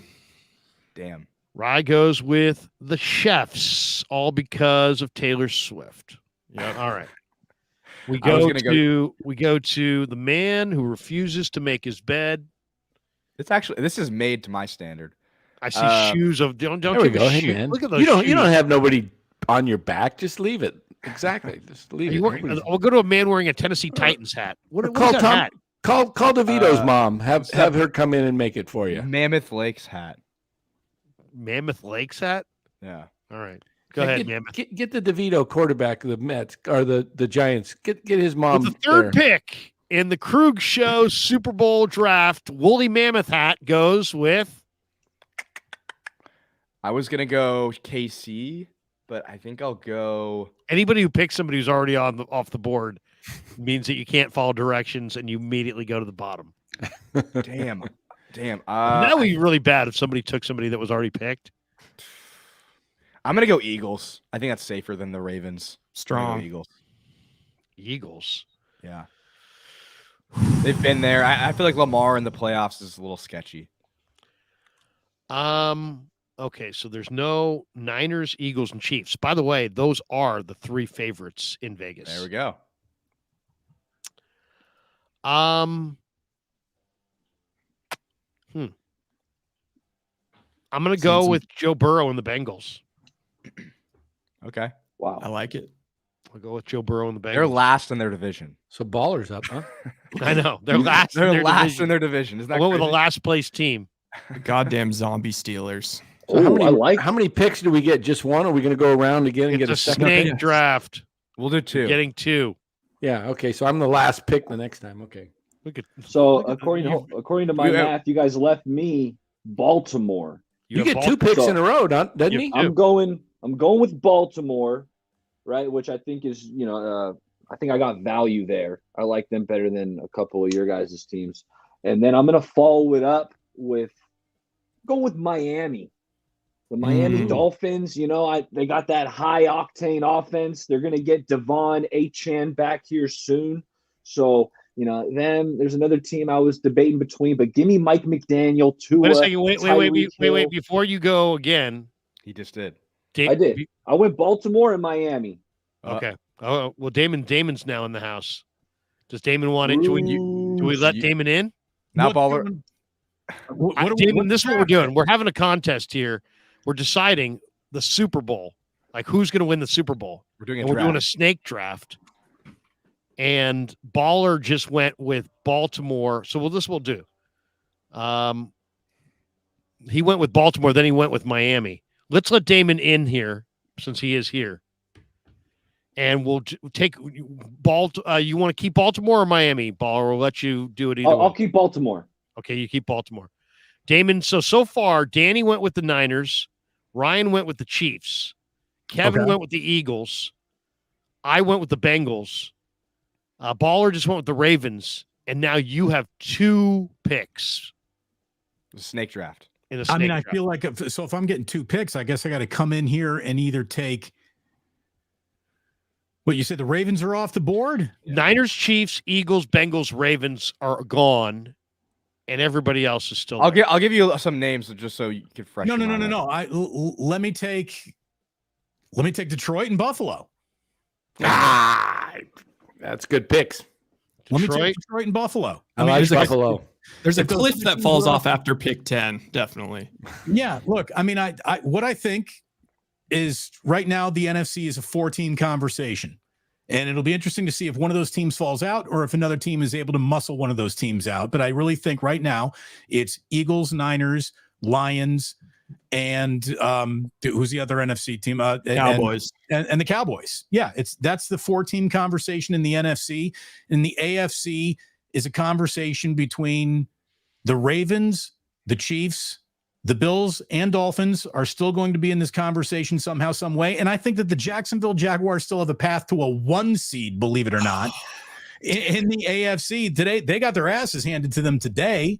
And that's kind of what I wanted to talk about. But I love a good draft. So thanks for having me. And thanks for giving me 2 picks right in a row. But yeah, I think we're starting to see the cream rise. And the nicest thing about the 49ers win today is they beat one of those creamy teams. The Jaguars are good. They weren't today, but that. Okay. that- Even though you that's find them how we creamy, win. you still went with Detroit and Buffalo, though, Yeah, I'm taking Detroit and Buffalo before Jacksonville. But Jacksonville's going to be in the conversation. We'll get back to that creaminess, but let's finish up here. Baller, you are on the- Miami. you're going I'm going with Miami. Look Miami. at that. You Ramsey's didn't even back lose in the either one of your fold. picks, despite the fact you didn't get the wraparound. Yeah, I think Bruce left Miami for me. Thanks, Bruce. No problem.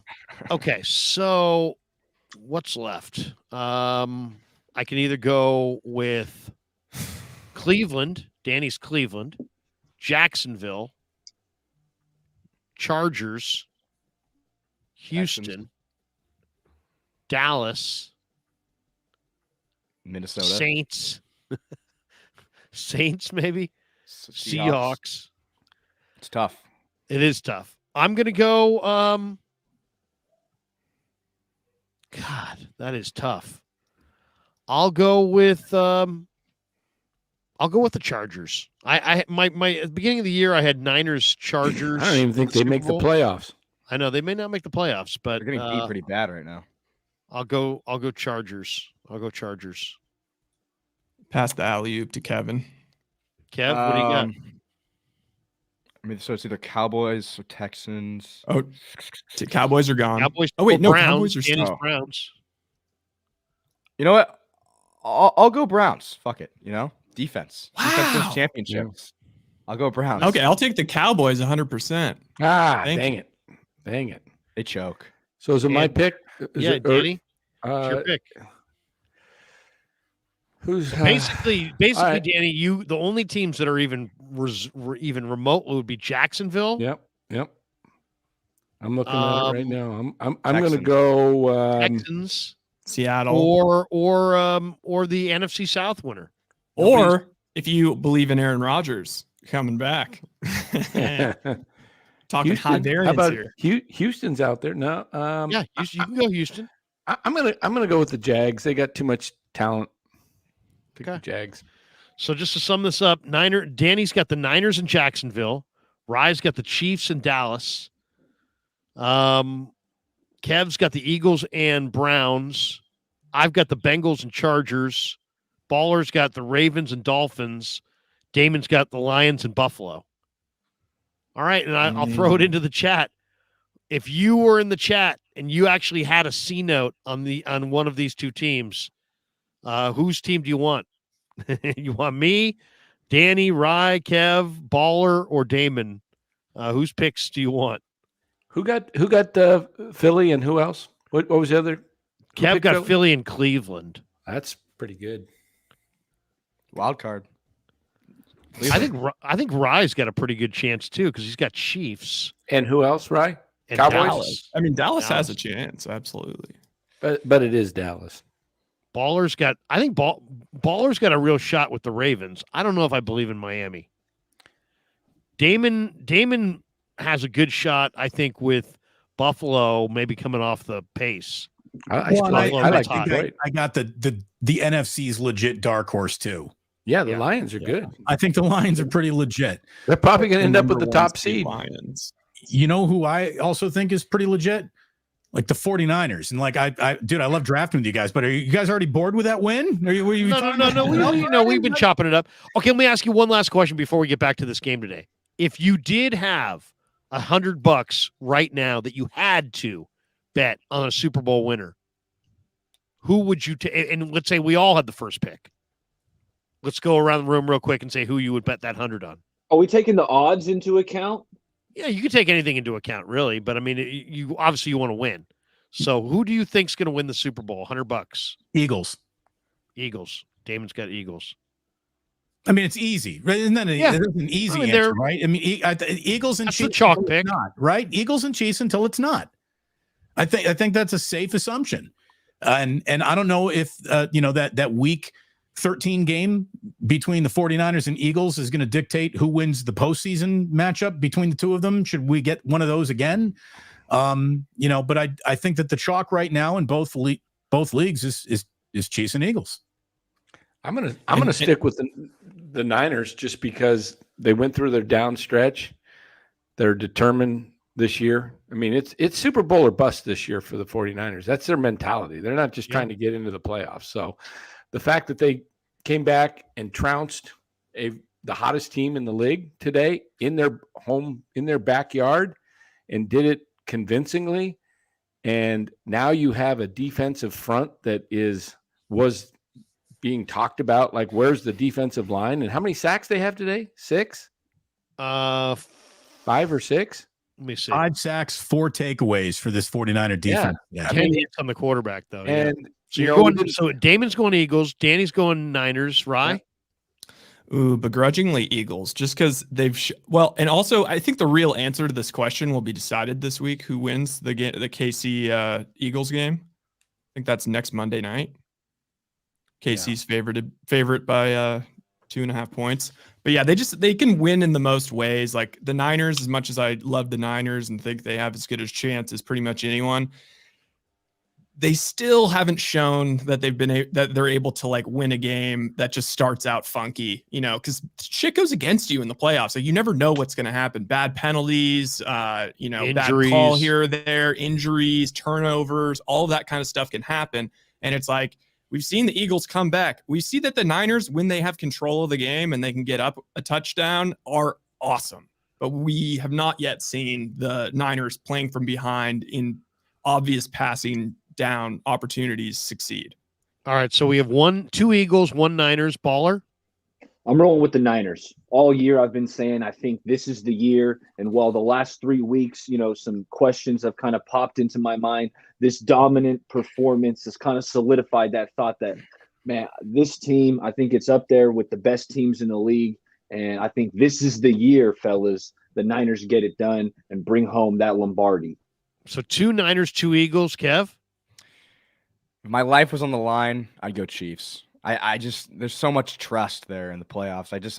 I know that their team has looked way more mortal this year. They've made a lot of mistakes, but I mean, it's hard not to take the Chiefs when they've done it so well. 2 Niners, 2 Eagles. He's going Chiefs. I'm going Bengals. I believe in Burrow. Burrow beats Josh Allen. Burrow beats Mahomes. Burrow has Jamar Chase. Burrow's got really fast secondary and a really good defensive line. All right, back to the game today.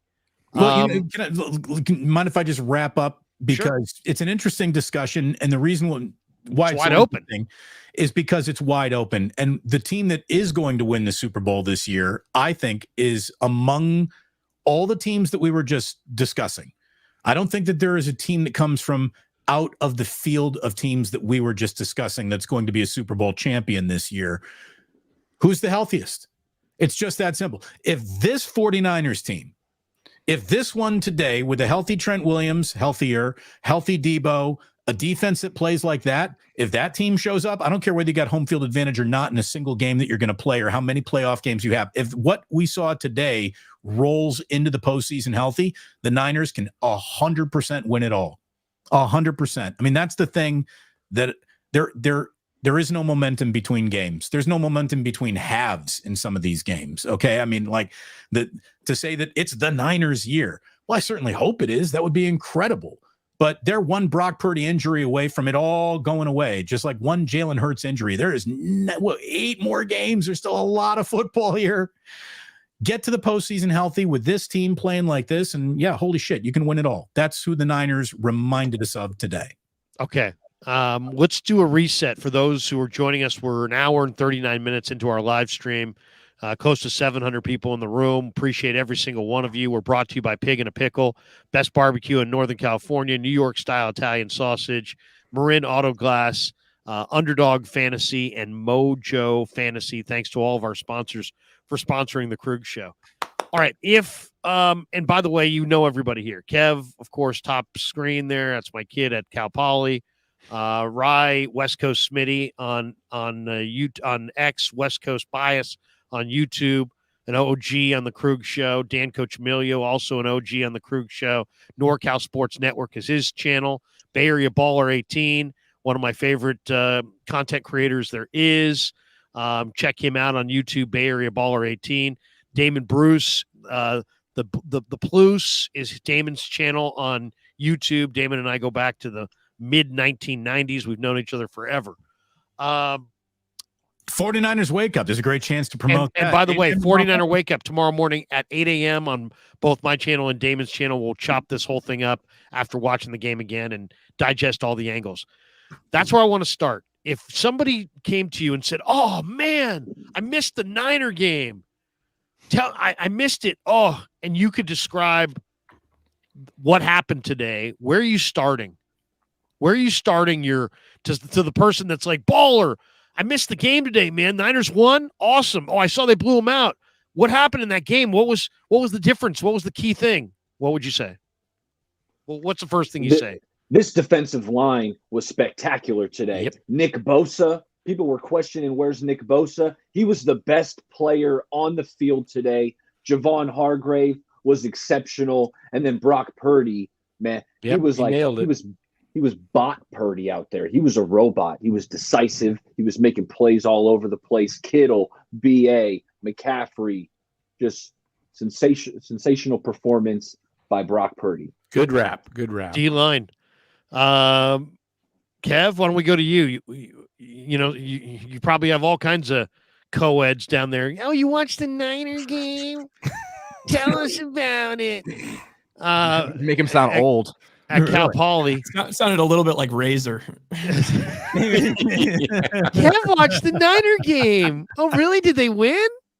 Yeah, they did. They beat Jacksonville in Jacksonville. What happened, Kev? I think I would say the D-line, but I'll change it up. I think the addition of Debo and Trent were the difference making on the offensive side. I think those two guys, as I was saying earlier, they're The not return just of Debo and Trent Williams. Yeah, they're not just Debo's not just a receiver, a good receiver, and Trent Williams not just a good offensive lineman. They're dynamic at their position. So they add multiple layers to the offense. And I think the best illustration of that was, like I said, the outside run, the end around, where Trent Williams got up the field, got a great block, and Debo ran it in. And I just think they add so many layers to Kyle Shanahan's offense, and you can do so much with them that really was, a huge part of today's offensive success. Rye, what do you think? Nobody saw the game. They come up to you. You saw the game. The Niners got a big win. You watched it. What was the difference? Oh, Wishnowski. The guy's incredible. Down this freaking thing at the 1, baby. It was amazing. He actually is I'm joking, but he actually is like such a weapon for this team. Tip of the spear. Tip of the spear. It was 60% Niner fans, and that's how they got it done. They invaded Jacksonville. I mean, it's just the biggest thing is like, look, I mean, this line didn't make any sense. Like anybody that's like watched the Jaguars the past couple weeks, like I've been waiting for them to fall off since the stupid narrative of like them going to London and staying 2 weeks in London and coming back and, they're on a short week and then they've got a Thursday. I was betting against them every week and they were just every week. It was ETN, 2 touchdowns. Lawrence looked good. Defense looked great. Doug Peterson has those guys locked in. Now they're finally off a bye, rested, ready to go, facing a reeling Niners team. How are the Niners 3-point favorites at that point? And the only assumption I could have is just Vegas is banking on this Niners team or this Niners defense going back to being a top 5 defense in the league. And that's exactly what happened. So I'd say they're back to being a top 5 defense in the league. Okay. You're pointing to the defense. Damon? To return to violence. That's what happened today. The violent nature of the 49ers was to be seen everywhere. Offensively, defensively, especially. And the Niners are at their best when they're violent. They were violent today. And I mean that in the best possible football way. There's enough violence in the world. We ain't talking about that. We all know what I mean.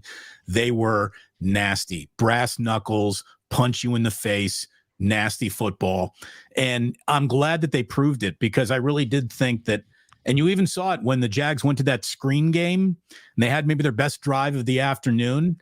It looked like maybe, just maybe, there was a little something that the 49ers are going to get caught off guard by.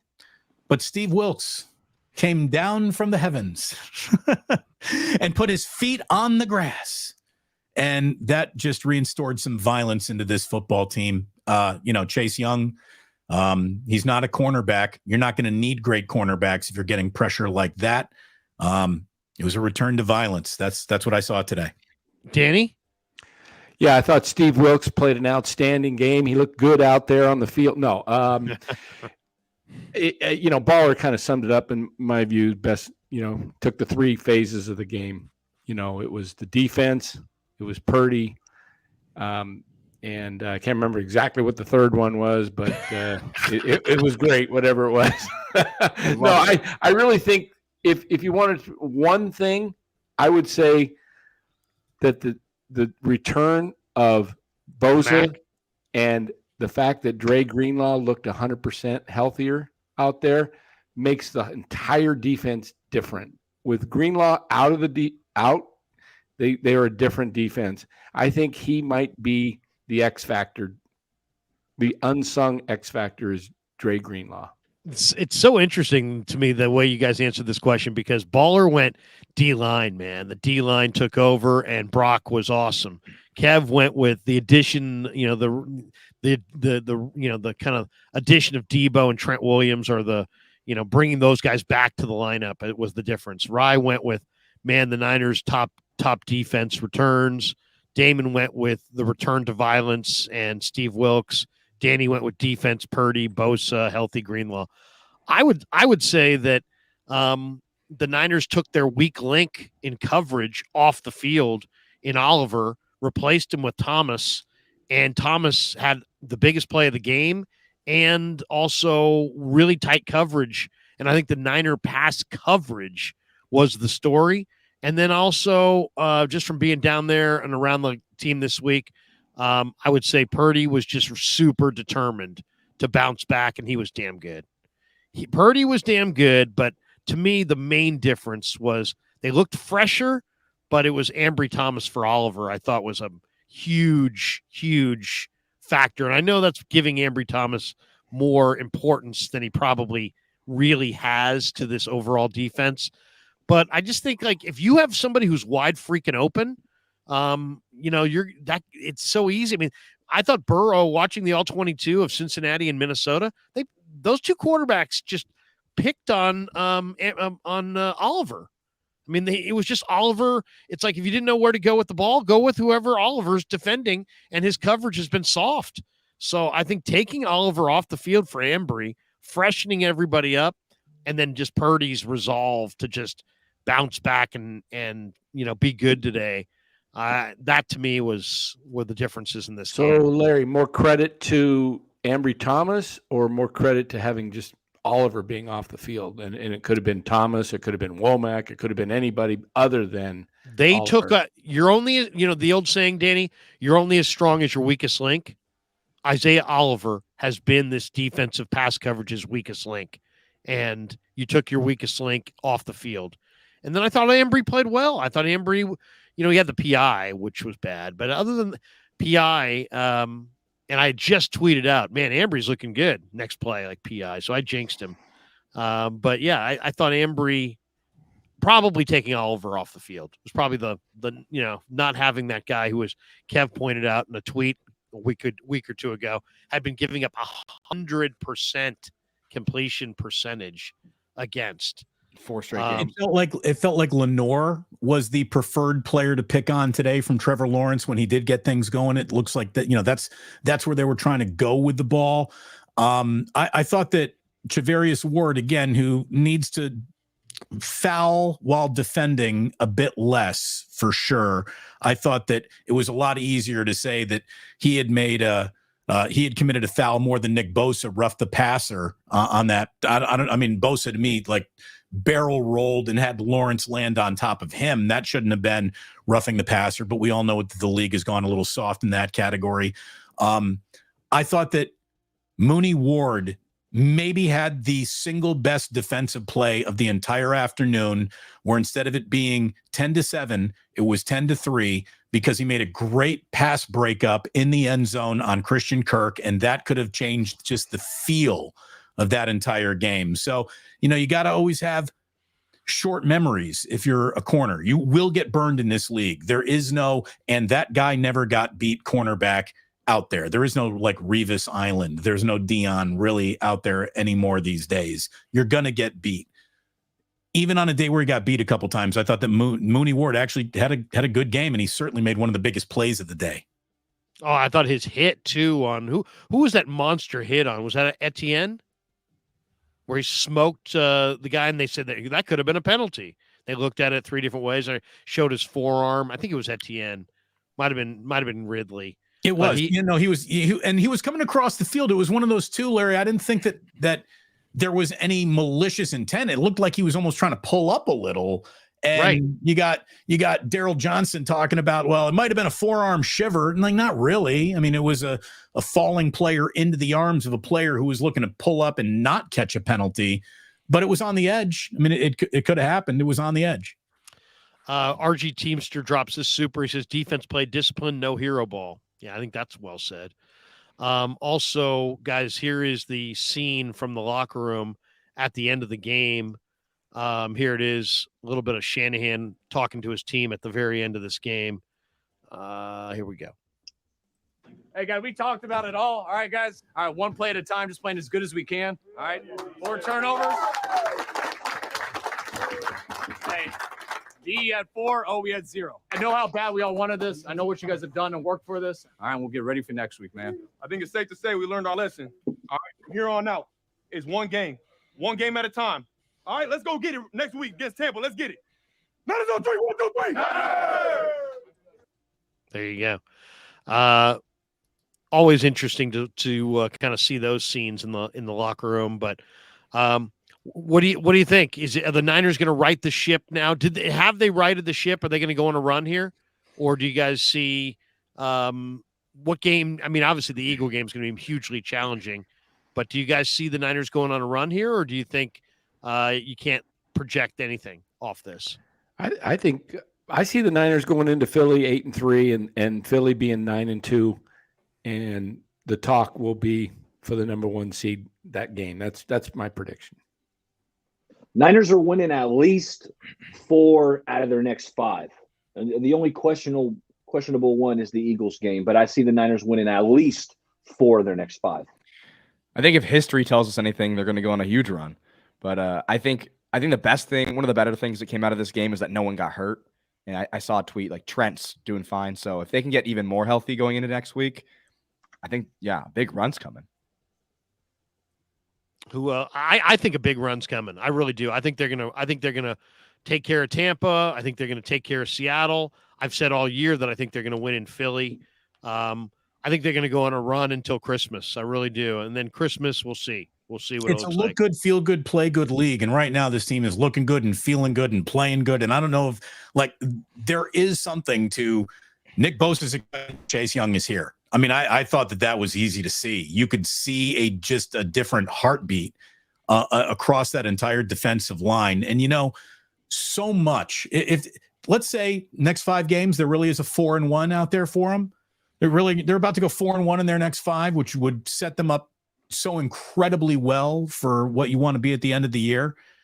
But so much of this, Larry, you guys all know this. Stars can't make plays every single play. They can't. That's what great coaching does. Great coaching neutralizes stars. And so much of the game is won somewhere in the depth chart. And right now, the amount of responsibility to really win a Super Bowl is on, Cleveland Farrell and Javon Kinlaw and, Eric Armstead.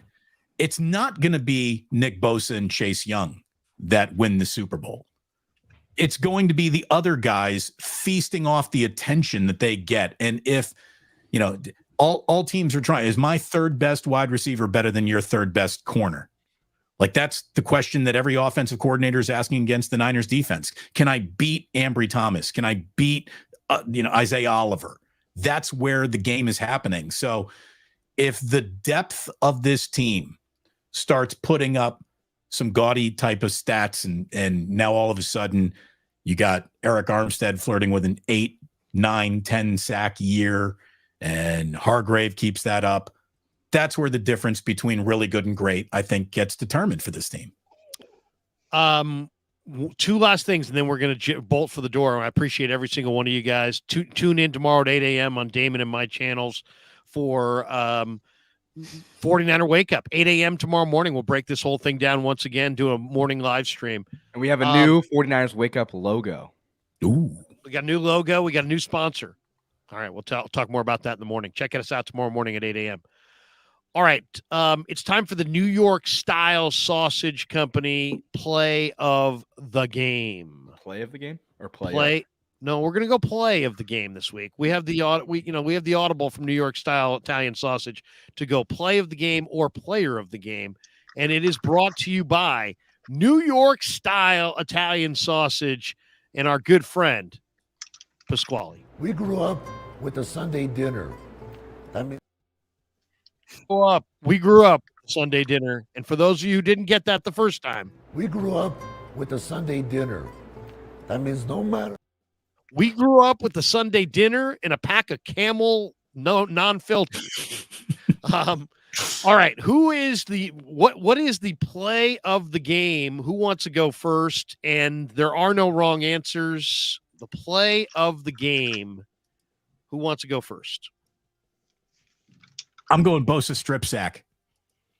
The Bosa strip sack. The Bosa, the Buckeye sandwich. That to me was one of those moments that if the Jaguars are going to get back into this game, it's going to happen on this drive. They're in scoring territory. They're going to take this from being a 3 or 2 possession game into, hey, they're still very much in it. And I just thought that was a moment where the Jaguars sideline started going like, oh shit, we're in it today. We're in this team came to play.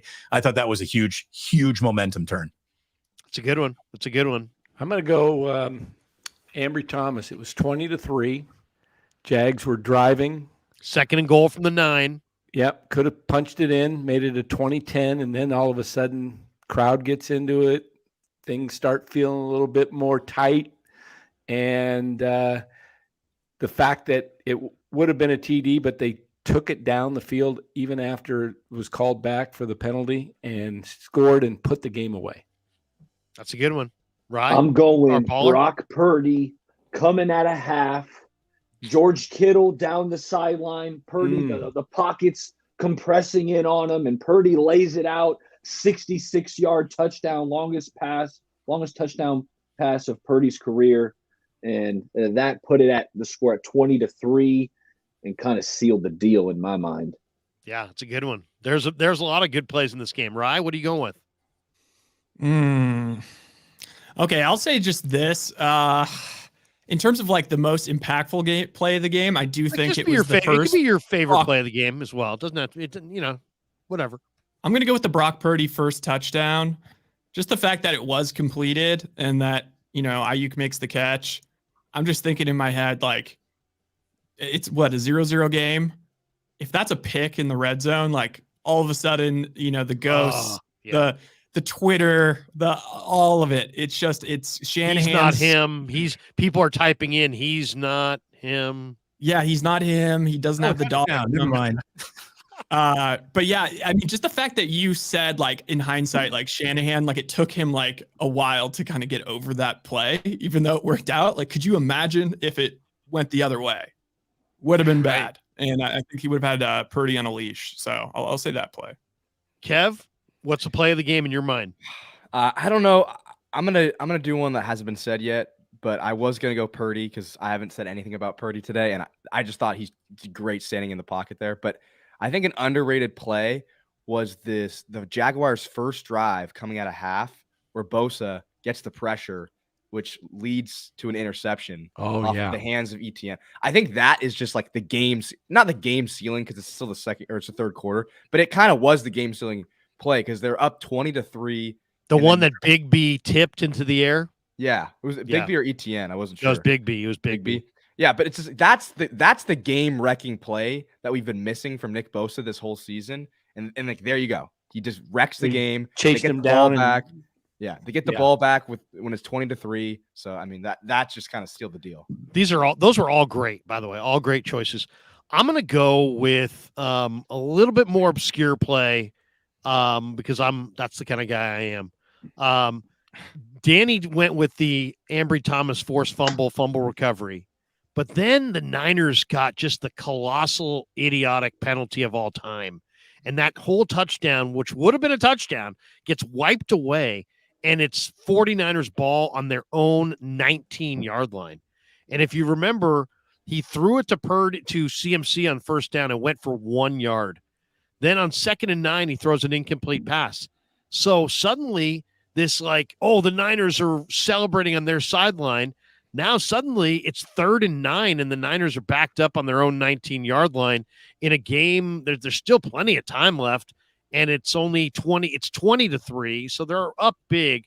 But to me, that 3rd and 9 play from their own 43, Ayuk, or 3rd and 9 play from their own 19, and Purdy finds Ayuk for 20, and it was just the backbreaker. And all of a sudden, you look up and you're like, oh, it's 1st and 10 on the 41-yard line, and the Niners are up 20-3. and the feeling just totally right then was like, that felt to me like the dagger. Like, that was the Larry Bird 3. You're up 7 and suddenly now you're up 10. Back in the day, if some of you younger guys don't remember Larry Bird. It was that felt like the dagger. So I'm going to say Purdy on the 3rd and 9, from the 19, completing a 20-yard pass. And now all of a sudden the Niners are at the 40, and it's, then a couple plays later, Debo on the end around scored, and 27-3 Niners, and then it's all over except for the crying. So yeah, there we go. Thank you to New York Style Italian Sausage for our play of the game today in the post-game show. And the last question I want to throw your guys' way. This is Sean Crowley, who says, jury is still out on Trevor Lawrence. He turns it over. He's skittish. Where are you guys with Trevor Lawrence? Is Trevor Lawrence, do you see super special? Do you see Super Bowl winning quarterback? Do you see a guy that, he was talked about like he was going to be the best quarterback coming out in the draft since Andrew Luck? Look at that draft. Zach Wilson, bust. To date, Mac Jones is looking like a bust. Justin Fields is looking like a bust. Trey Lance is looking like a bust. He can't even get on the field. There was so much hope for the quarterbacks in that draft, and everybody's been a bum except for Trevor Lawrence. But where are you guys exactly with Trevor Lawrence? I just want to add that Rich Madrid currently, as we're speaking, is having a war with Richard Sherman about this exact topic on Twitter. Really? Can you encapsulize what Rich Madrid, a man who's in his own head, is saying to Rip Sherman? The one comment that people are kind of going crazy about is that Rich said responding to Richard Sherman, if you watch the tape, you'd know. And then God. Oh my God. So. That poor guy. I don't even who's Rich Madrid. I don't even know who that is. He's just a hater. Oh, okay. A guy in the, sitting with a computer and a lot of confidence. Wants Richard Sherman to put the tape on. Yeah. What do you know, Richard Sherman? You're not watching the tape like I'm rolling the tape back and forth. You know what I think? Here's what I think about Lawrence, all Twitter beefs aside. I think he's a really, really good, talented quarterback with all the physical traits that you would want to see in a guy that you take number 1 overall. Brock Purdy is demonstrating that you don't need those physical traits to be an outstanding NFL quarterback. But if you can have them, you certainly want them. He was put in such an odd situation with the whole Urban Meyer disaster. I think that Peterson has done a hell of a job getting an awful lot out of a team that is on the come. The Niners took away his safety blanket today. Did Evan Ingram do a thing? They did a great job taking him away, and Lawrence was under duress all day long. So I thought Trevor Lawrence is a really good quarterback. He's not Andrew Luck. If he just keeps it up, he's probably going to win a Super Bowl level of prospect, but he's really, really good. And he is, look, the Jacksonville Jaguars have a team that, like, players actually want to be on that team for the first time in its franchise's history. Like, give them a couple more years together. They're good. He's good. I mean, there's no reason to rip that guy apart. He is not among the reasons that they were destroyed today. He's also not among the reasons that they even had a shot to win it. But he's a good quarterback, and to say otherwise is I think, kind of nuts. All right. Rye, what do you think? By the way, we'll welcome in JD. JD, good to see you. And JD, what we'll do is since you came in late, we're towards the end of the show here. As soon as we answer this question, I'll let guys bail out, and then I still want to get your thoughts on it. But Rye, go ahead. What do you think? Trevor Lawrence, where are you with Trevor Lawrence? I'm a Trevor Lawrence hater. Definitely. Just because, like, I watched Burrow just smoke him in college, and everyone was just sucking him off for, the 2 years at Clemson, and just talking about how he's, the most guaranteed thing, possibly more guaranteed than Andrew Luck. And then his whole first year, I felt like he got no shit because of the Urban Meyer situation, understandably. And like, he's fine. He's good. He makes a few throws like every game that, like, you can put clips up on Twitter and be like, look at this throw. But I mean, ultimately, I just feel like it's so stupid and dumb sports talk radio thing to say, but I just don't think he has that dog in him. I don't think he does. All right, fair enough. He And had by the that way, dog sucking when he him clipped off would Ambry be Thomas at the end of the play. Right, that was Looked like a late hit to Ambry me. ran it in, and it's like he's already crossed the end zone. And Yeah, I Lawrence thought is that was diving at his a. ankle. I thought there That should have was- been a flag on that because that was a dangerous. You talk about late. going to the head. He It was late. It was late. He was relaxed because you can blow out an ACL doing that. What happened to him there? Because Well, then Ambry was getting stretched out right after that. So Yeah, I'm wondering That was if- not if a it did that was not a ding him. dog move. That was like a Joffrey from Game of Thrones type move. By the way, for those of you who don't know the terminology, sucking him off means saying things that are very pro Trevor Lawrence. Kev, without essing him off, can you give us your thoughts on Trevor Lawrence? I'm with Damon on this one. I think he's a really good quarterback. He By the obviously way, you're has- with Damon. We'll move you over there next to Damon. Go ahead. Yeah. Look at that. I think he's a really good quarterback. He's obviously super talented. I think he may have just peaked really early, and like that's why he got the generational talent, like kind of moniker, because he was really really good in college, and he was the generational talent. And then he hasn't taken like the next like step to being kind of how dominant he was in college in the NFL. He definitely turns the ball over a lot. But I still think he's very talented, and you could just see it on the tape. And he has arm talent. He can thread the needle, but he has a turnover problem right now. So Baller. I'm still in on Trevor Lawrence. I'm not impressed with Doug Peterson and his offense. Like he's constantly in the shotgun. I don't know if that's Lawrence's preference. The first year under Urban Meyer, that was Urban Meyer kind of he was awful in that first year. I'm still in on Lawrence. I'm putting some of it. I don't want to make excuses for Lawrence, but I'm not impressed with what I'm seeing from Doug Peterson's offense. Okay. Danny? yeah, I like Trevor Lawrence. I think I kind of put him in the early, kind of the early years of Goff when Goff was with the Rams. A lot of inconsistency up and down, but the talent's there. He just hasn't been able to put it all together. I think he will at some point start to be a player where Goff's at this year, having that type of year. But he definitely was the best player of QB out of that draft. I think he's probably will finish, his career as right now. I kind of put him in that top 12 to 14 category as a QB, right in there.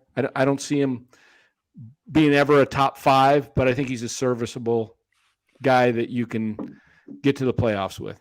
I compare him very similar to a Herbert. I think, everything you want physically, and I don't know how much he's going to win. We'll see. The jury's out. I guess I got to see those guys prove it, that they're big time winners and not just, they're almost like central casting quarterbacks, and it's like, they look, if you're having a quarterback movie, you'd want them. They would be the first guy you would take. But as far as actually winning, I'd probably take half dozen guys over those guys. But I think he's good. I think he actually is a tougher guy than he looks, with the hair. He's kind of looks like a pretty boy. I think he's actually a little bit more gritty and a little bit tougher, but I think it's going to take a long time. And I question whether he'll ever really climb to the top of the mountain. Guys, that's a hell of a show. JD, go ahead. Give me your thought on Lawrence before I let some of the guys out here. Fuck him. I mean, really. I mean, no, I'm kidding. I'm kidding. I didn't want to go the Smitty route, but suck him off. Yeah, I also wanted to make sure that everybody knew I was here. So I don't know that I've ever seen a set. What is this? A 7 box? It's a 7 box. We got 7 men in the box. 7 men in the box. We're almost going red zone octobox. Yeah, seriously. This is the morning slate. And what's the guy, Scott Hansen? Yeah. Is this a 4-3 or a 3-4? I think it's Rye and I on the defensive ends. This is the goddamn witching hour. No. JD, give us your quick thought on Trevor Lawrence, and then we'll let some of these guys get on with their Sunday. Yeah, I think he's really good. I think turns the ball over probably a little bit too much, which is part of why they haven't won as much, or he hasn't won as much in his career. I like the Herbert comparison because they both do have all the tools, but yet there also is something lacking, and you can't quite pinpoint it. Is it organizational failure for both, or is it there's just an individual component to their game that is preventing them from winning at the level that you would think that their teams would be automatics if their talent was at that top of the draft level. So but hey, they'd won 5 straight games. He had been outstanding. He had a bad game today, and a lot of that was the 49ers made him have a bad game today. But I'm still in on Trevor Lawrence. I think they're going to win a lot of football games with him as a quarterback.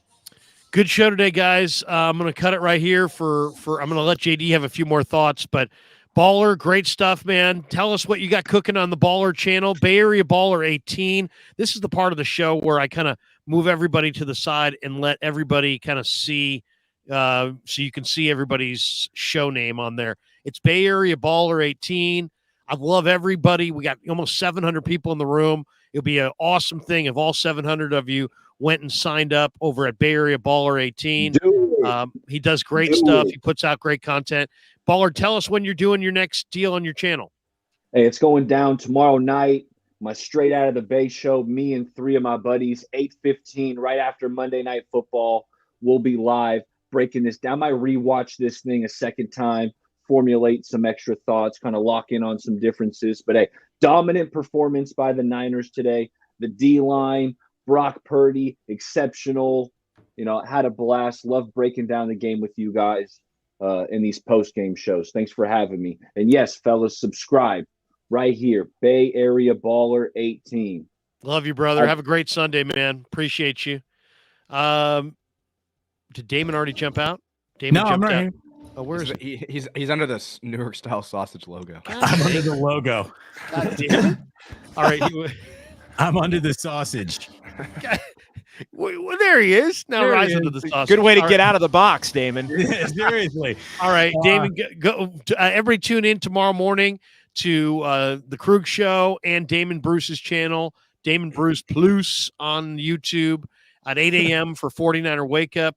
Damon, you went live today after the game, and you're obviously the channel's growing. How many subs right now? We're great. I'll tell you what, we're sitting at like 8,940. So we're in 60, I'll be at 9,000. And here's my only request, because I really want to hear what JD has to say too. His boots are on the ground, baby, and he's coming in spicy, and I love that. I love a spicy JD. Like I love a spicy New York Italian style sausage. And guess what? It's my anniversary. I'm taking Jillian out for our 7-year anniversary tonight as an anniversary present. I'd sure would love any one of the 700 in the room right now who's not looking at subscribing to subscribe to Damon Bruce Plus. That would mean an awful lot. A nice little anniversary present. No skin off your back. No money exchanging hands. Just hit subscribe. Larry, thank you. 49. What restaurant are you taking her to? Can you divulge? They're not a sponsor. I also don't want to give away the location. Okay, all right. Thank you, brother. All 700 will be following you. Yeah, I love you, brother. We'll see you in the morning. Great to see all you guys. Thank you so very, very much. Take care. There you go. Damon Bruce. Danny, we'll move Danny into the main slot there. NorCal Sports Network is Danny's channel. Danny, how many subs right now? Yeah, we're sitting at about 925, 930, somewhere around there. We want to get over 1,000 so we get monetized. And let's everything. get Danny over 1,000 so we can actually get monetized. Everybody go hit NorCal Sports Network. Danny, GM meetings just passed. The winter meetings are around the corner. Next time the Giants sign somebody, Danny will be jumping on the Krueg Show for a big extravaganza. But Danny, when are you going live next? Well, we're actually going to go live later tonight after Sunday Night Football. We'll do a 49er recap, an NFL recap, and we'll touch a little bit on what's going on with the Giants baseball. I tell everybody, don't get excited for the Ohtani rumors. He's not coming. All right. Polar bear? It's not going to happen. Soto? I don't. Yeah, I don't. Did you hear? Did you see my thing, Danny, the other day? I'm like, Polar bear, Soto, Ohtani, Bellinger. Let's put it into the Giants equation. Boop, boop, boop, boop, boop, boop, boop, boop. It equals Trent Grisham. There you go. Or Harrison Bader. There you go. Danny, I everybody like give, Bader. we like Bader, but at $10 million. Danny, have a great night. We will All right, talk bye, to you Steven. soon. Catch us over at NorCal Sports Network. Appreciate it if you would subscribe. And thanks again, Larry. Appreciate Absolutely. Have a great Sunday, man. And we'll move Rye into the center square. Rye's West Coast Smitty on X, but West Coast Bias on YouTube, and an OG on the Krueg Show. Rye, what's going on the channel? When can people expect to see you putting out content? Are you coming on after Warrior games? Are you doing movie reviews? Are you talking football? Are you doing exactly how are you dispensing of West Coast Bias? So I put the movie reviews on hold right now just because we've got so much sports going on and coming up. So tonight I'll probably be live talking a little NFL, maybe a little bit of college football as well. And I'm diving full into college basketball this year. So by the time March rolls around, I'm going to be that guy who you're like, wow, how does that guy know like all of the guys on Morehead State? And like, that's who I want to be. Larry, you're very inspirational with your all of your draft knowledge. So yeah, I'm going to be doing some college basketball. I've got a future on St. Mary's. I think they actually have a chance to make like Elite Eight, maybe go deeper. Aiden Mahaney, baby. And then, going to be doing NBA stuff. Talking bets, futures, all that kind of stuff. And definitely going to be coming on here after Warriors games, like whenever you're doing that. Yeah, and I'm going to doing that definitely, soon. yeah. Oh my God. The other night was brutal.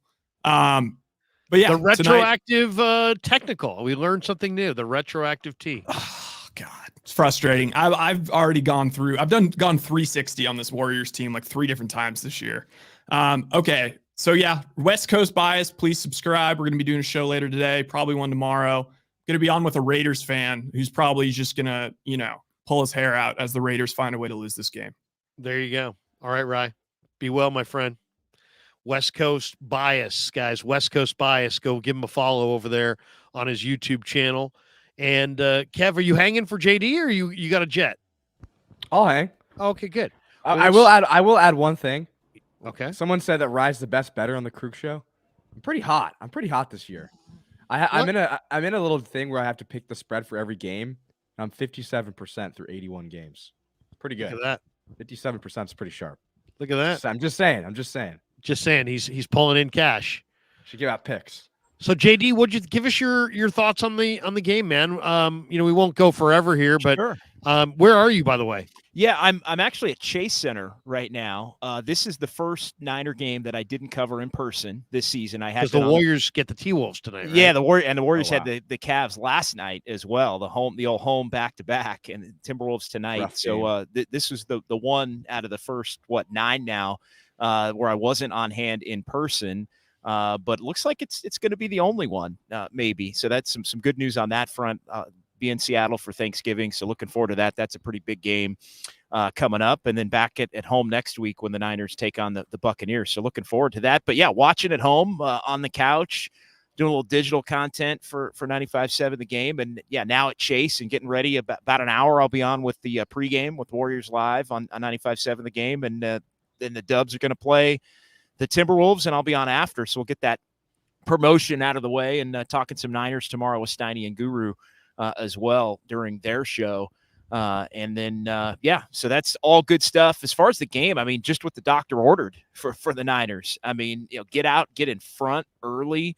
I thought offensively, Kyle Shanahan had all his weapons back. He had Trent Williams back. And man, Trent Williams was a monster in this game today. Deebo Samuel was back. They just looked refreshed, reinvigorated. It was a whole hell of a lot to get the ball to Christian McCaffrey. Really, I thought in the two key junctures offensively, right at the start, it was a lot of get it to McCaffrey, and then everybody else falls in line off of that. I thought Shanahan went to that right off the top. I thought that second half possession, he went to that. It sets up the big ball to Kittle. But offensively, it just looked like Shanahan had all the chess pieces back. He had time to prepare, time to reset, and everything was just working. And Brock Purdy was steady and comfortable and healthy and all of those things. And then the Niners are a good front-running team. to get out and get a lead and get a couple of stops, force some turnovers, heat up the quarterback. I mean, the 4 turnovers and the 5 sacks. You see Chase Young and Nick Bosa meeting at the quarterback. I mean, that's the way it's supposed to look. Fred Warner was flying around today, hitting people. He gets the interception later. I mean, to me, it was just all boxes checked, with the exception of getting Christian McCaffrey his touchdown there at the end. All boxes checked, kind of a win. It did have the feel that it was a little closer than you wanted it to be at halftime when the offense kind of stalled out there. But being able to get the field goal right before the half, I thought the fumble was absolutely huge as well.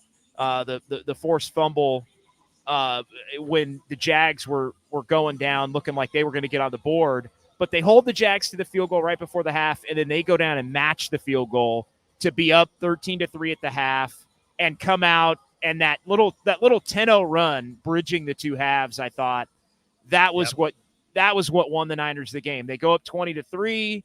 And then at that point, the pressure is getting home. It's forcing turnovers, and then it turns into a boat race. So great win. The Niners look back.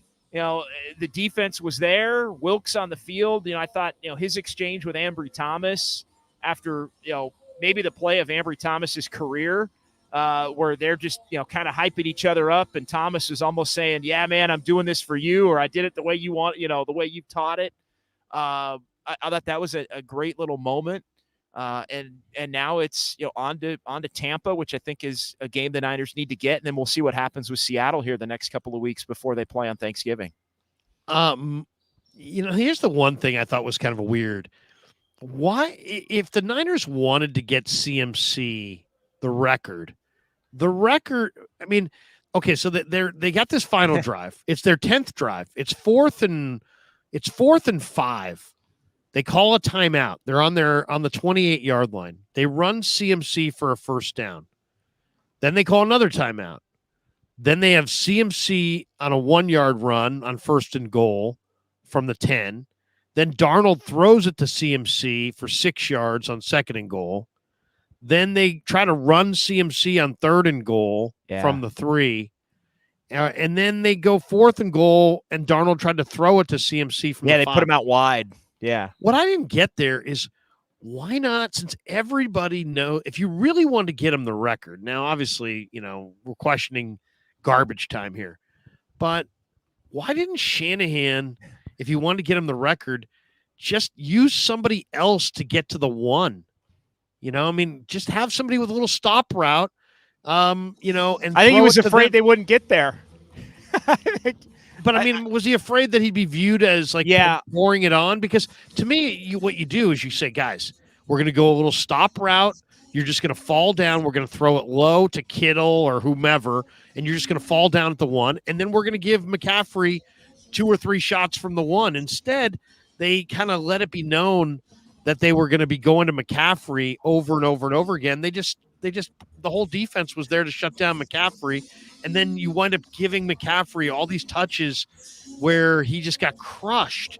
And it's like, if he was just a bit player, it'd be one thing, but he's like your main guy, and you allowed them to have a bunch of hits on him when you probably, if you wanted to get him the record, there was probably a better way to do it. I didn't like that part of it, the fact that they put a lot of hits on him. I think Shanahan did it that way, and I didn't hear any of the post-game comments, and obviously not in Jacksonville, so I have less of a frame of reference on it. But I think he was trying to do everything he could to get the ball in McCaffrey's hands while also remaining respectful. I think that's why 4th and 5 run. To me, that's okay, I'm putting it in his hands. Maybe he'll break one. Maybe he'll get the first down. We'll keep things going. But I'm also going to be respectful and not throw a play action pass or spread it out. Reverse or something. Yeah, so I think he was trying to maybe I'm trying to think of the right word. He was trying to keep everybody happy, right? Trying not he was to trying to tactfully do it. Yeah, trying not to piss off the Jags while also putting the ball in McCaffrey's hands and hoping he breaks one. I think that was what he was thinking, is let's break this, the 17-yard run or the 25-yard run and then we don't have to worry about it. And it didn't happen. And then it became obvious to everyone that they were trying to chase it. So, yeah, I think he was maybe trying to cater to too many masters there. Like, just try to, rather than just, running because if you run your regular offense like you're trying to score, then I think you are going to be, pissing off the Jags, who at times I didn't think really knew that I didn't think the Jags up until they got to the 5 knew what they were doing. And so if you really go aggressive, I think maybe they get pissed off. And then once they know what you're doing, maybe they try and break McCaffrey's leg or something like that. And then it can end up all bad, or you end up with a total fracas on the field between the two teams. And so all in all, I think it would have been great to see him get the record. It would have been super cool. And obviously once he's got the record, you never have to worry about it again. You don't have to run the record up. You never would have been in that position to have to do that again. But I also think the most important thing is they got the hell out of there with everybody intact, and McCaffrey especially, because could you imagine as they're doing it if something happens to CMC on a play like that where, it's a 34-3 game? Yeah. Last one for you. Appreciate you spending the time. I got one more on this and then one more on the Warriors. How many games is this Niners going to go on a run here? I think they're going to go on a run. I think they're going to beat Tampa. I think they're going to beat Seattle in both those games. I think they're going to win in Philly. I think they're going to go on a 5 or 6 game winning streak, and I think they're going to roll into Christmas real hot against a really good Ravens team. Yeah, they look back today, and it was against a good football team too. I know the Jags played an awful game today, but the Jags were playing as well as anybody in the NFL. So this win today was no joke for the Niners, and everything that the Niners do well when they're playing well, they did today. So I think that's a great sign. I'm going to go as far as the next 2. I love them against Tampa. I think that's a win. I think they're a better team than Seattle. I think Seattle's a better team than they were last year when the 49ers went there and beat them in December, and similar circumstances, not on Thanksgiving, but a Thursday night short week game. Obviously, Purdy was hurt in that game. We all know the story with the ribs. But I think that I think the Niners are going to go into Seattle and win as long as they stay healthy, like they were today. I think they go in and win. I'm going to end it there, and I'm just going to say I'm super excited about the Philly. Like, if they go in winners of 3 in a row, going into Philly, I mean, that's, I think, the game of the year at that point in the NFL on December the 3rd. And, then we'll see whether the 49ers still have action as far as maybe getting the 1 seed, because the Eagles' schedule, as we all know, is incredibly difficult these next few weeks. I mean, you talk about no joke. I mean, they've got Kansas City coming up. They've got Dallas again coming up. They've got the game against San Francisco coming up. There's one I'm forgetting. I think in there mixed in. I think they play Seattle as well, up in Seattle over that stretch. So they've got a lot of difficult games. So if the Niners can get on a roll and go into Seattle and win, and then go to Philly and win, I think they may still have action for the number 1 overall seed in the first round bye. And at that point, I think we're looking in the rearview mirror at the last 3 weeks like it was just a blip on what's probably a 13-4 or 12-5 season. Yeah, we can't forget the Lions either. They just took a lead. They're up 38-31 on the Chargers. Last one, Warrior game last night. Ugly. So I'm watching that game. Draymond pushes Donovan Mitchell. There's no call. The Warriors they inbound the ball. They go down the other way, and Mitchell runs in and bumps Draymond. And then all of a sudden they go to look at it, and then they go back to the play, and they decided that they're going to retroactively give a second technical to Draymond, which got him then ejected from the game. Thought that was obviously the hugest moment of the game. I've never seen that before. Then I listened to Kerr in the post game, and he's like, I didn't know that. I didn't know we could retroactively. He's like, I'd like to go back to a couple games ago when we, had this or that. Yeah, 3 years ago, he said. It was 3 years ago. Good material. Yeah.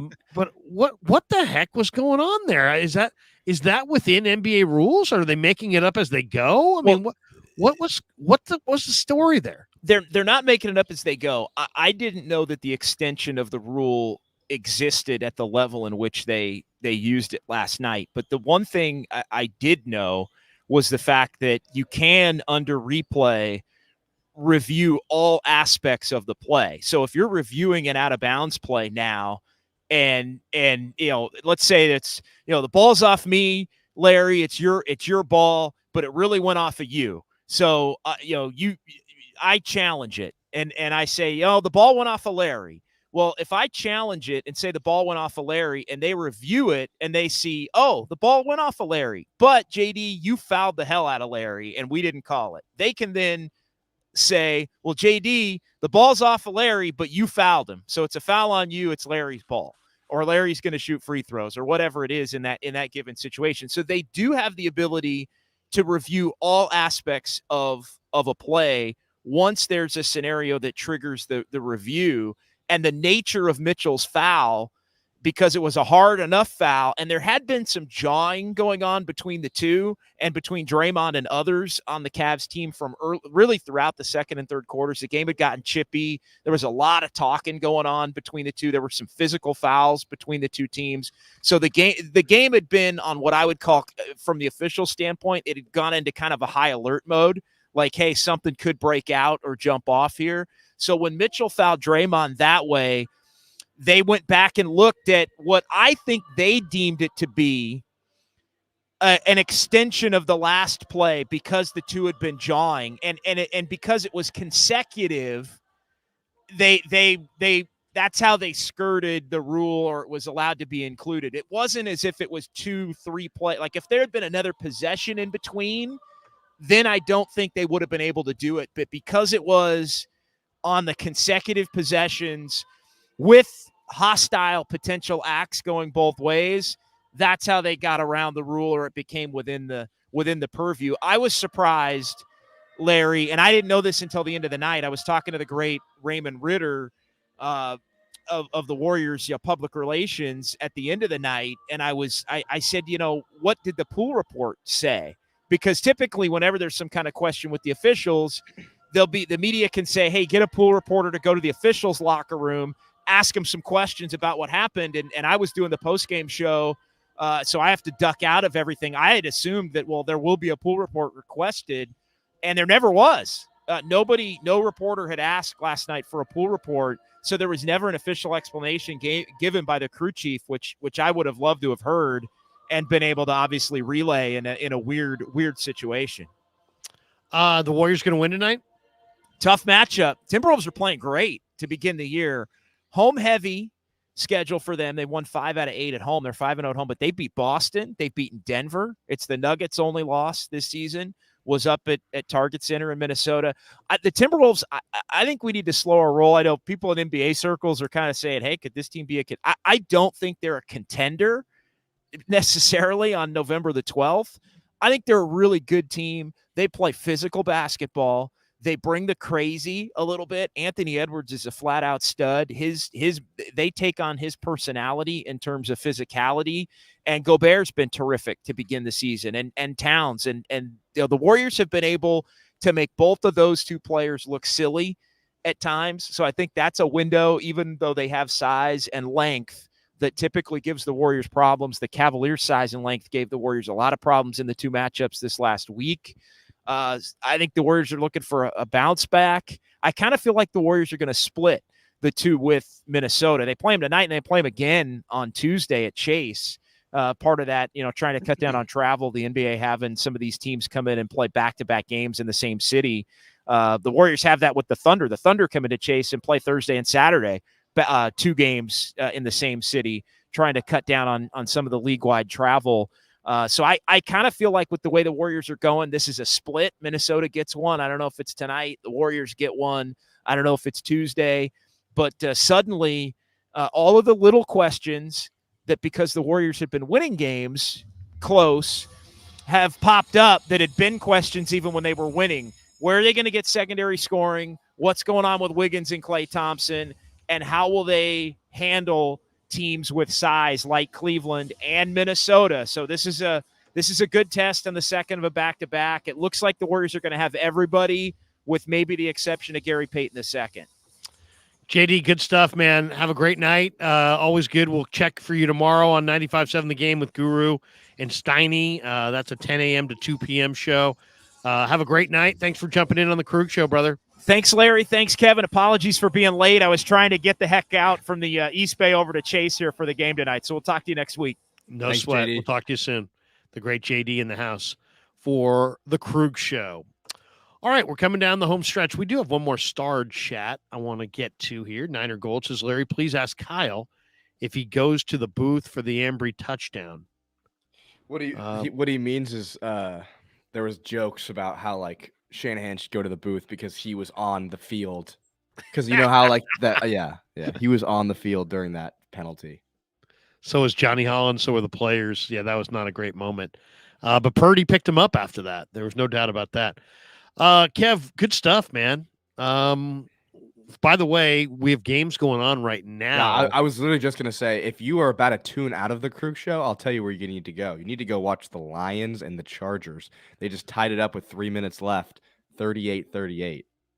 So you got a big game going on right there. What channel is that on? Is that the That's Paramount Plus, CBS, I think. You might not get that. No, I got it. Let me see. There it is. Lions, Chargers. Once again, Justin Herbert doesn't win. They do good. He's probably has good stats in that game. Does his team win? We'll see. I guess we'll find out if they win. But for the most part, he doesn't win. He's 27 of 40 for 323 and 4 touchdowns and 1 pick. So he's obviously had a good day statistically. He's got a 114.9 rating. Goff has thrown for a couple touchdowns, 117 yards for David Montgomery in this game. Amon-Ra St. Brown has had a big day. How about Keenan Allen? 11 catches for 175 and 2 touchdowns. Jesus. Did you trade for Keenan or trade away Keenan in a fantasy trade this year? Neither. I've never had him. Maybe that's stay away from injury guys. Maybe that's Chris. Final thought, Kev. What'd you think? I mean, fun live stream today talking about this thing. Good win for the Niners. I tweeted out at the beginning of the game that I thought that the 49ers entire season hinges on today's game. Yeah. If they lost this game, that's 4 losses in a row. You know, I know how much they wanted to kind of circle the wagons and bounce back. If they had put everything they had, played Trent Williams, rested up, and they still took a loss, I think that would have been so demoralizing. They would have had a cross-country flight that would have been like a morgue. And I think it would be very difficult to rebound. Obviously they weren't going to be mathematically eliminated, and their division is still wide open, even if they had lost that game. But if the Niners want to get to where they want to get to, which is they want to be in the NFC Championship game, they want to be in the Super Bowl. If they want to get there, they had to win today, in my mind. And I know there's lots of people that, when I tweeted that out, there were all kinds of people who were like, that's a tad dramatic. I don't see it, Larry. We can't cover anybody. I mean, nobody for even 2 seconds. That's an overreaction. It's one of those things where, if you say if you just came up to me before the season started and said, hey, in week 10, the Niners are playing the Jags. They're going to be 5-3. What's your take on that? I'd be like, oh, well, they're 5-3. It's not like amazing start, but it's like you wouldn't have guessed that this game was a must-win game because you wouldn't have expected them to be 5-3 coming off 3 straight losses. So that's really what set the table is the 3 straight losses, because how many good teams lose 4 games in a row? Has anybody ever lost 4 games in a row in this part of the year and gone on to win a Super Bowl? I'm not sure. I know the New York Giants lost 4 games in a row and went on to the Super Bowl, but I know the Chargers, the 94 Chargers, I believe, lost 4 in a row early, I think, and might have been 0-4 and turned it around and went to the Super Bowl. But that's the exception. You can't. That's not the rule. That doesn't happen. I'd say. If there was a statistic on teams that went 0 or lost 4 games in a row and their odds to go to the Super Bowl would be like 2 in 2000, it's like that never happens. So it was kind of a must-win game because you fall to 5-4, you lose 4 games in a row. It's kind of demoralizing. And it was almost as if the entire 49ers team heard every single complaint that was made about them. Every single little thing. Oh, Bosa's not getting sacks. Oh, the secondary is not holding up. Oh, the offense is stalling out. And they just proved everyone wrong. They literally stepped up in every way imaginable. Their offense, their defense, their speed, their coverage, their D-line, their passing game, their running game. I mean, everything just got better. So it really was a great game, and the score reflected that. They won 34-3. Right. So big win. Great win. game. Great game. Did Rich Madrid and Richard Sherman ever solve anything? Oh, you Can you give us any juice on that? I'll just share the post because this is just fucking hilarious. Richard, you're questioning how much film Richard Sherman watches. Dude, Richard Sherman kind of like schooled him too. Did he? Yeah. Oh my God, I gotta see it. Let me pull it up here. Let me share the screen. That's awesome. That is just awesome. So Richard Sherman says, you can read it. You want to read it?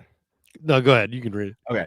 So when I make an assessment that Trevor Lawrence hasn't been the generational talent he was billed to be coming out of Clemson, Jags fans were up in arms. The tape doesn't lie. The team has won because the defense has gotten turnovers. At this point, Trevor Lawrence has more turnovers than touchdowns on the season. Despite his team has been winning. He has all the talent in the world. However, that has not been showcased consistently. Rich said, if you watch the tape, you'd see all the drop passes, all the ways the receivers can't find their feet in bounds in the end zone, how many TDs Ridley has dropped. Unserious take. Sherman says, LMAO, I put every turnover on loop for you. He has led the league since he entered. And then Rich goes on to explain how, or he says, our turnovers always on the QB. Some are. And Lawrence is like every other quarterback who makes bad throws. But how do you hold any quarterback accountable when one happens on a miscommunication or drop? And then Richard says, excuses. No need to continue this discussion. You're a fan. Enjoy the game. That's awesome. Just shut him up. Oh, good stuff. Good stuff.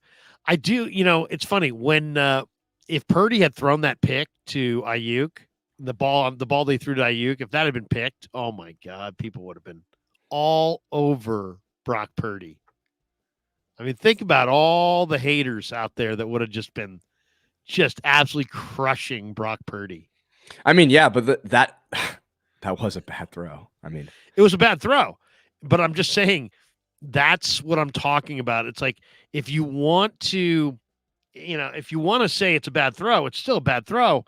But we're such a results oriented deal where, it doesn't matter. Yeah, no, it doesn't matter that Brock Purdy played fucking great against Minnesota for 3 quarters.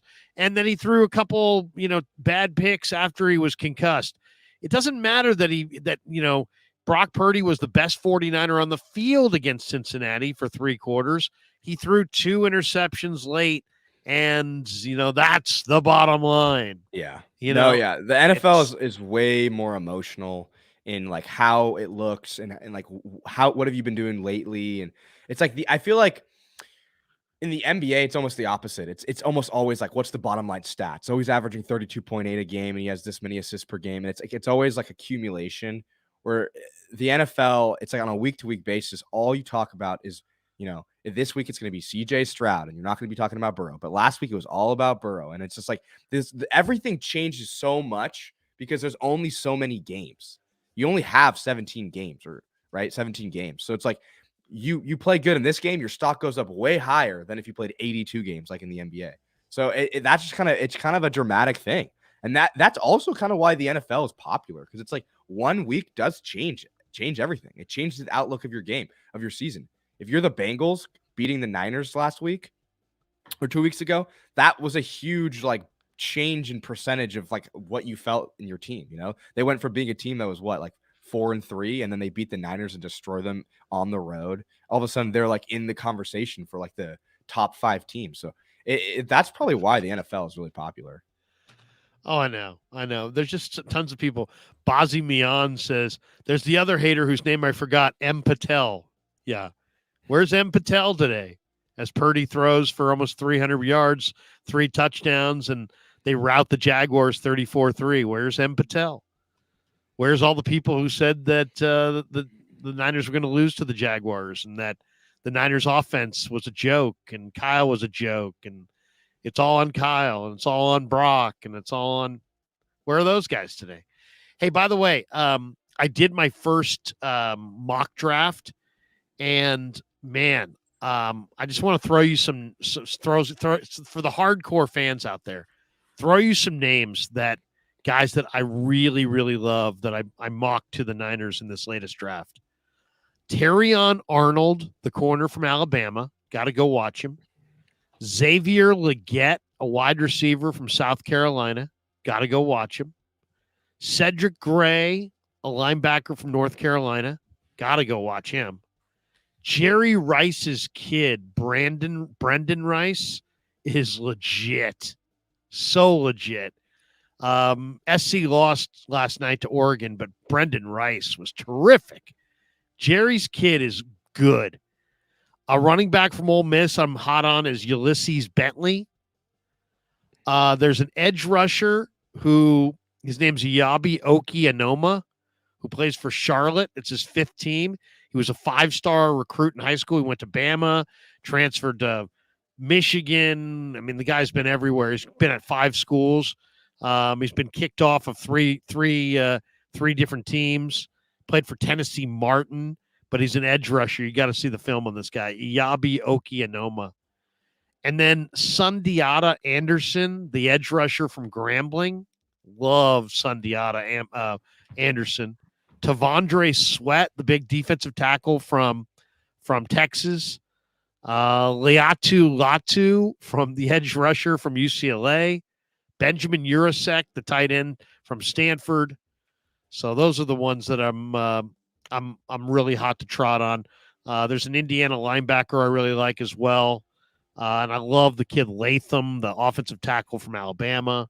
So we'll get into more draft stuff. But I'm getting ready for my mock draft season. I did my first mocks, and man, we're gonna have some fun talking draft in the spring. It's gonna be fun.